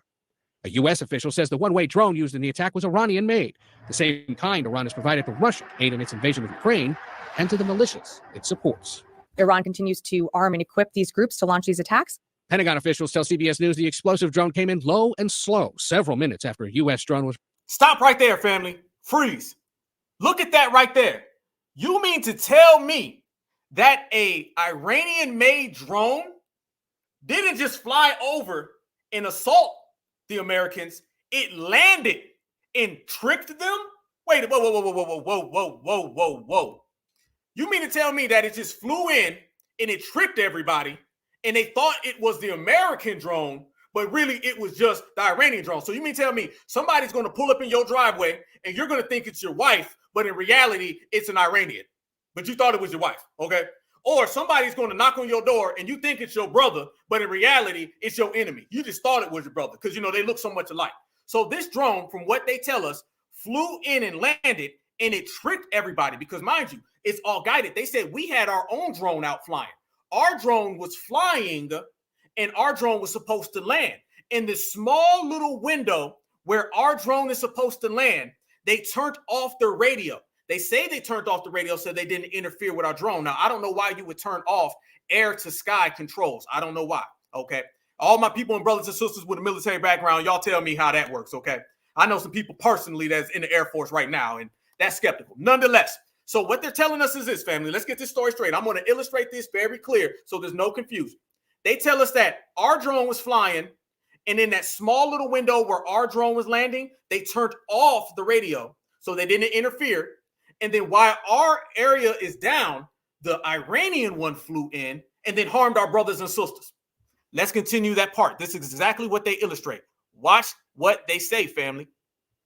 Was returning from a mission in Syria. The base's air defense system had been temporarily taken offline. The air defense was temporarily taken offline while you're landing? Really, though? Allow the American drone to land safely. There was little to no warning for the troops still in their sleeping quarters. We will respond. Family, no, not at all. Never. No way at all. That is very, very suspect, okay? And you could damn near just confirm that was BS. You're talking about you turned off your actual landing mechanisms, your air to sky radio, and then why you did it. By the way, that illustration with that drone landing, that wasn't ours. That was the Iranian one, allegedly. That was landing while ours was supposed to land, and then it just came in. So you open your door because someone's knocking at your door, and while you open the door, someone runs in your house real quick that ain't the person that was knocking. Please, get out of here. And then look, family, it starts turning into the Middle East, and they just use those brothers and sisters. That is it right there. Nobody's buying that. And exactly. Turned off by who? Turned off by who? Hold on, whoa. Let me run that back. There you go. Exactly, my brother. That's my brother Eastside. Yes, indeed. Turned off by who? Come on. And you see what I'm talking about. We're at a very pivotal time right now, family. We're at a very pivotal time. You're talking about the United States of America. You're talking about an election. You're talking about Black Americans who are not going with what they want us to believe. They will do anything to push this off. And I want y'all to see this. And this is something that I highlighted and illustrated. In this country right now, where they keep on telling us that we are xenophobic, and they keep on telling us that we need to stop delineating and separating, and we all Blacks Americans, and we all Africans Americans. Y'all notice this right here? Look what they were calling them. U.S. soldiers killed. Look at that. And by the way, rest in power to our 3 brothers and sisters. Okay. This is what I'm talking about. Look at that, family. U.S. soldiers. U.S. soldiers. They only refer to us as Americans when we are harmed fighting for this country. Those 3 right there would be considered African if they ask for reparations. Let me go there, family. Matter of fact, let me double all the way back. They would be considered Africans if they ask for reparations, if they ask for tangibles, if they ask for hate crime law, they'd be considered Africans. Then all of a sudden they become U.S. soldiers when they start talking about actually fighting for this country. But guess what? Foundational Black Americans built this country. Their ancestors built this country, fought in every single war in this country. And you mean to tell me that you're calling them U.S. soldiers now when they get harmed? It's funny, they only want to put the U.S., United States, when something bad happens to us. But yet, whenever we're trying to empower ourselves or get what is just due to us, then all of a sudden it turns into y'all Africans, Americans. These people were harmed fighting for a country that doesn't even have the dignity to call them anything other than African. Here's another one. U.S. soldiers. Again, U.S. soldiers. You're not ever identifying us as Americans until something wrong happened. That is what we are talking about, family. And this goes to show you, family, that whenever we speak about lineage, heritage, and culture, they know exactly who the hell we are. The facts are out there. See, we're moving past the era where it's we deserve reparations. No, there are reparations. We don't deserve a hate crime law. We're going to take it. The fact that we're explaining ourselves is done. We've explained it enough, okay? It's time for action. It's time for us to go get everything that we've explained about. The dominant society will want us to explain for another 300 years, okay? They just sit here and just explain, give them the data, give them the statistics, give them all of that. We're not doing that anymore, family. We want our money, all right? And they know why. You're not going to sit there and explain to somebody who already understands what you're saying. What's understood does not need to be discussed. What's understood does not need to be explained. They already know where the money's at. They got the money, okay? They already know that we built this country. It's all on us, family. It's all on us. That is what it is. So the very fact that we're moving on, that's what we talk about being proactive. And we're going to take everything. We're not waiting back no more for these people to act like they understand. We got this misnomer that the dominant society don't get what we're saying. That the person who says we don't deserve reparations, they don't really understand it. No, they're just being a contrarian. They're just denying you. They're just going to the opposite of what you say. Every single person who argues and debates with the Black American is not doing it because they don't understand where we're coming from. They're doing it because they're against who we are. One more time. It ain't about them arguing with us because they don't understand us. It's about them being against us. And they're using the shield of, we don't understand. We don't know yet. Where's the money coming from? That ain't got nothing to do with it, family. They know where the damn money's coming from. They know exactly what belongs to us. They know we fought in every war. They know that we are the most American people on the whole planet. And anybody who says anything other than that is an op. And that's what I love about this generation. We're identifying ops, and then we're wasting all of that energy of debating with them. We're wasting all of that time going back and forth with them before. Now we're not. Now we're getting that out the paint. Any dominant society person that got you debating with them, arguing with them, they got you right where they want you. And we are not doing that no more, family. We are pushing right along, and we are getting everything that belongs to us, whether they like it or not. They're going to have to deal with it. That's the beauty of this generation. That's the beauty of what we've been accomplishing. That's the beauty of what we will continue. And we will not stop. We will not stop. We will continue to keep on letting people know. There's a difference, fam, between asking and telling. There's a difference between begging and just taking. And we're in the era now, family, are taking what is ours. And I would be remiss, family, since we're talking about that, if I didn't go here. I got to go here, family. I got to. Y'all seen the interview with Cornell West, right? Y'all seen it. Y'all seen that Cornell West was tap dancing all over the place, right? Y'all seen that Cornell West, every time I brought up something else, he tried to go somewhere else. And I kept bringing his ass on back home, all right? Well, I'm going to show you Black Alpha Network, okay? I'm going to show you me take a Harvard professor to school. Because when we were engaging and we was going back and forth, I intellectually iced him. And he knows that. That's why I told you. It ain't about getting ratchet or getting emotional. It's about getting your word in and getting heard and being clearly understood. So everywhere Cornell West goes, he's going to think about foundational Black Americans, and he's going to think about what Black Alpha Network told him, not asked, told him. Let me show you a clip real quick, family, of the conversation that I had with him. And I want y'all to notice, this is why I call this class in session. For those who have not seen it, it's up on YouTube, but I want y'all to check this out. Notice how, family, every time he said something, I would correct him and bring it all the way back. But this is what I talk about when I say he knows we are the indigenous people here.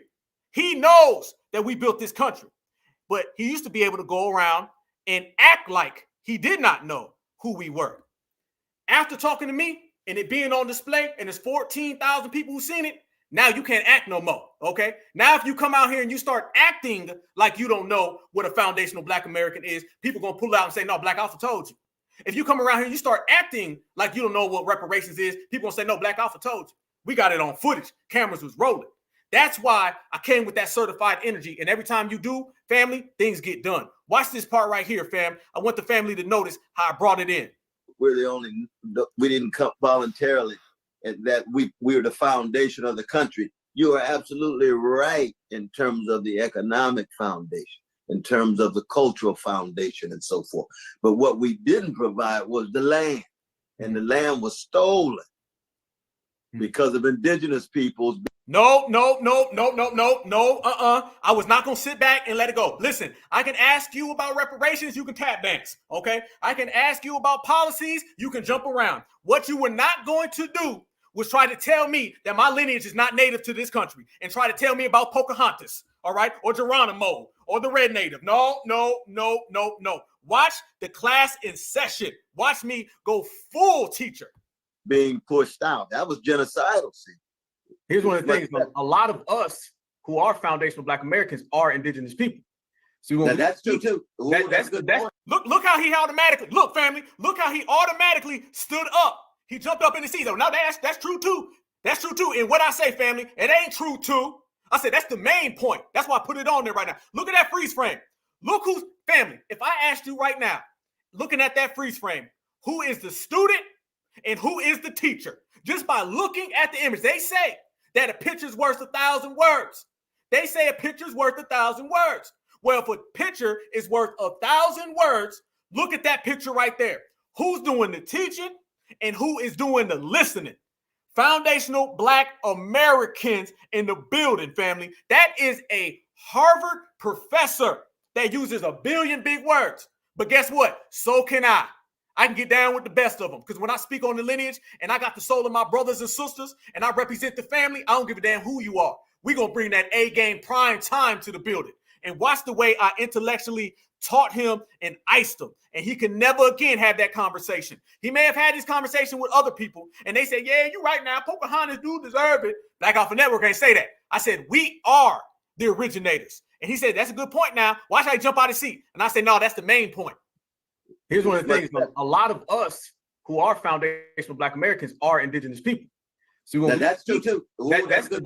That's the main point. You know, we are, in terms of foundational Black Americans, indigenous, native, and we came in the slave trade. When the slave trade came, that was about the third wave of us. The indigenous people that we speak of, they typically give us the red Indian, the more of the Pocahontas look. But here's the kicker. There's Black Native Americans, and you can go down to Louisiana. He's just sitting there shaking in his chair listening. That's it. Look, once again, who's teaching? Who's teaching, family? Who is teaching? He is sitting there in his chair. Family, I ain't never taught at no college.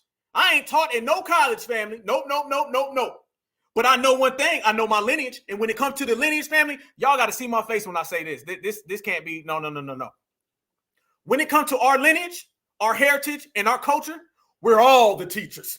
We don't sit in nobody's class and have them tell us who we are. I don't give a damn what it is. It could be the professor. It could be the teacher. It could be the dean. It could be the student. It could be the teacher's helper. I don't give a damn who you are. When it comes to our lineage, heritage, and culture, we're all the authority. We're all the teachers. And he can sit his ass down and he can rock in that goddamn chair. And he said, yep, you right. He could tap dance around all my questions, but I guarantee you this, now he knows where foundational Black Americans stand, and that's on top. We all are the teachers. Yes, indeed. Twice on Sundays, family. Louisiana, Mississippi right now. And that's why we all grew up as Black people. And we were all told that we had Indian in us. Grandma wasn't lying.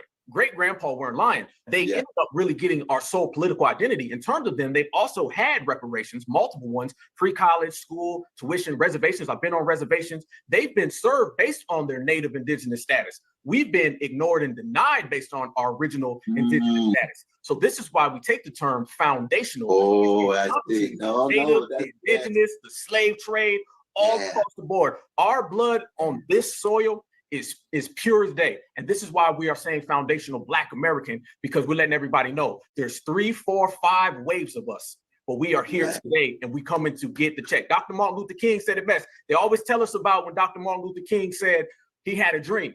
Well, his dream has been clear that he also said, we're going to Washington and we're coming to get our check. Foundational Black Americans, Dr. Martin Luther King, who's a foundational Black American, we all agree that we are coming to get our check, and this era is strong. So yes, we are foundational Black Americans. We're foundational because we built this land. We're foundational because we're native to this land. We're the only non-immigrant and non-deportable people here. We are lineage, heritage, and culture. We took the term African out, placed the term foundational in, because picture worth 1,000 words. Picture's worth 1,000 words. We are foundational Black Americans. We are the only non-immigrant and non-deportable people here. We replaced the term African with foundational because an African is an African who moved to America. That's your African American. We are not. We are lineage, heritage, and culture. And we have been here since day one, and that FBA flag is waving high in that FBA sky. He know who we are now. Because an African American is an African who moved here from Africa. We didn't move here. We grew here. We didn't fly here. We reside here. We didn't come here. We're from here. We didn't move here. We grew here. We didn't fly here. We reside here. We didn't come here. We're from here. Bars. So that foundational Black American lineage, heritage, and culture movement is sweeping the whole country. That FBA flag is waving high in that FBA sky, bro. It's a beautiful thing. It's about getting that part. I don't care. Hey, you could be in a Luke space. You could be a college professor. I don't care who you are. Like I said, man, and this goes for everybody in the chat, man. We are all teachers. We are all the authorities of our own lineage, heritage, and culture. And can't nobody say a damn thing about it, man. That's what we doing. And we are out here taking it. They don't want to give it. We gonna take it. They got them 2 choices, and they better make the best one, because either way, it's all coming home with us. That is the way we get down, family. Yes, indeed. All right, man. It's been a good episode, fam. Y'all know, man, I could probably go on for another hour, man. I said that we was going to be top drop back, hand on the steering wheel, foot on the gas, tire spin, and we could do that for life. But we know that when it comes down to what we're getting and what we are owed, we're taking it. This is the taking it era. We're not in the game of waiting for someone to give us something. We're just taking it out of their hands, and they ain't got no choice about it. We are moving differently. That's why I'm so proud of all of my sisters. I'm so proud of all of my brothers. I love everybody with a passion, because it's so good to see our lineage get on code, and it's so good to see our lineage not take no you know what from anybody else. Whether that person is in a suit and tie, whether that person got a tank top on, whether that person speaks with an accent, whether that person is of the lineage. If you do not represent certified Black society which, by the way, you get this certified from being a Black American by birth. If you do not represent that, then you cannot stand next to us. You cannot stand next to us. You better hit the dough, because that's the way we coming. So I want everybody to continue to push that work, man. We're going to continue to come. We're going to be right back here. This year done started off smack. Listen, family, when I say that this year is going to be monumental, I mean it's going to be monumental. We are pushing it all the way through. We're talking about, we did our full court press. There's going to be more. You feel me? Matter of fact, before we go, no. Let me go. See, this is why I get, when I get to chopping it up with y'all, I don't want to stop. I got to show something real quick while we here, family. This right here is what we mean by when we say that we are not going anywhere and we are in the building, in the place. I want to see this same energy every day in every single way. I want to continue to push it, because I want everyone to know that we are changing the world step for step, one by one, but we're not changing it for everybody. We changing it for our goddamn selves, because that's who we care about the most. 2024. I need all y'all in the chat right now. We started off like this. I want to end it like this. 2024, your voice, your choice, the election. Are you voting for Trump? Are you voting for Biden?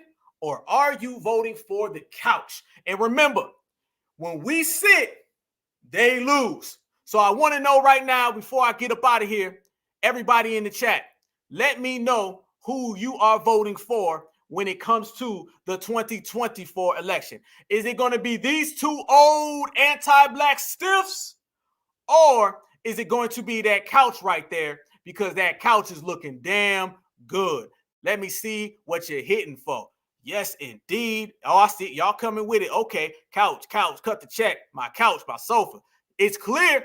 They can look at the chat, y'all. Look at all that Black empowerment. Look at all that foundational Black American energy. Look at it right there, y'all. Look at it.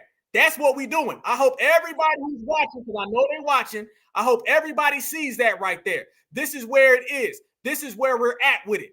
The couch is where we are. That's where we taking it, family. So anybody who's looking with their binoculars, okay, with their telescopes, their microscopes, look at the chat and you see that certified foundational Black American energy. This is where we're moving in the 2024 election. You will no longer blue no matter who. All lives matter. Oh, yes, we can. Can't we all get along? That ain't happening. It's a new time. It's a new day. And we're not only changing the political structure, we're changing the social structure, and we're changing the world. Why? Because we are foundational Black Americans, and we say so. And it's a beautiful thing when you can say whatever the hell you want, y'all. That's what we talking about. That's the type of game we on, and the whole world got to love it. Got to love it. All right, y'all. It's been amazing. It's been wonderful. Love chopping it up with y'all, man. I see all the couches, man. Yes, indeed. That's the one right there. FBA Couch 2024. We coming with it. It's a new era, y'all. Y'all stay good. I'm going to drop that Tethers trailer up tomorrow on the page, man. We got some more coming. We got another episode. We're working on the petition. Appreciate my brother Afro for stopping by. Appreciate all of you guys. The lawsuit is still coming. The petition is coming. We are booked throughout the year. But I tell you one thing, family, we are coming strong. We're coming back for everything we're owed. And this generation of foundational Black American brothers and sisters, we're going to let everybody know that we different, we come different, we move different. But when we do, everybody else better take notes, because it is certified all the time. Run the check, cut the check, and it's all about us. So I'm sending all of you guys a certified salute from the Black Alpha Network. Appreciate tapping in with you. Make sure you smash that like button before you leave. Subscribe to the channel, and just know that it is Vote Couch 2024. When we sit, they lose, and we always are on top. Black is beautiful, and beautiful is always Black, family. Peace and love, one love. Kid, what y'all think? If you whatever the fuck you think you are, and until we own some shit, I'ma call it like it is. How you gonna be a man and we starving? Go ahead. You know? And you can walk by 5 different houses, ain't a man in either one of them motherfuckers. How we gonna be a man? How we gonna be African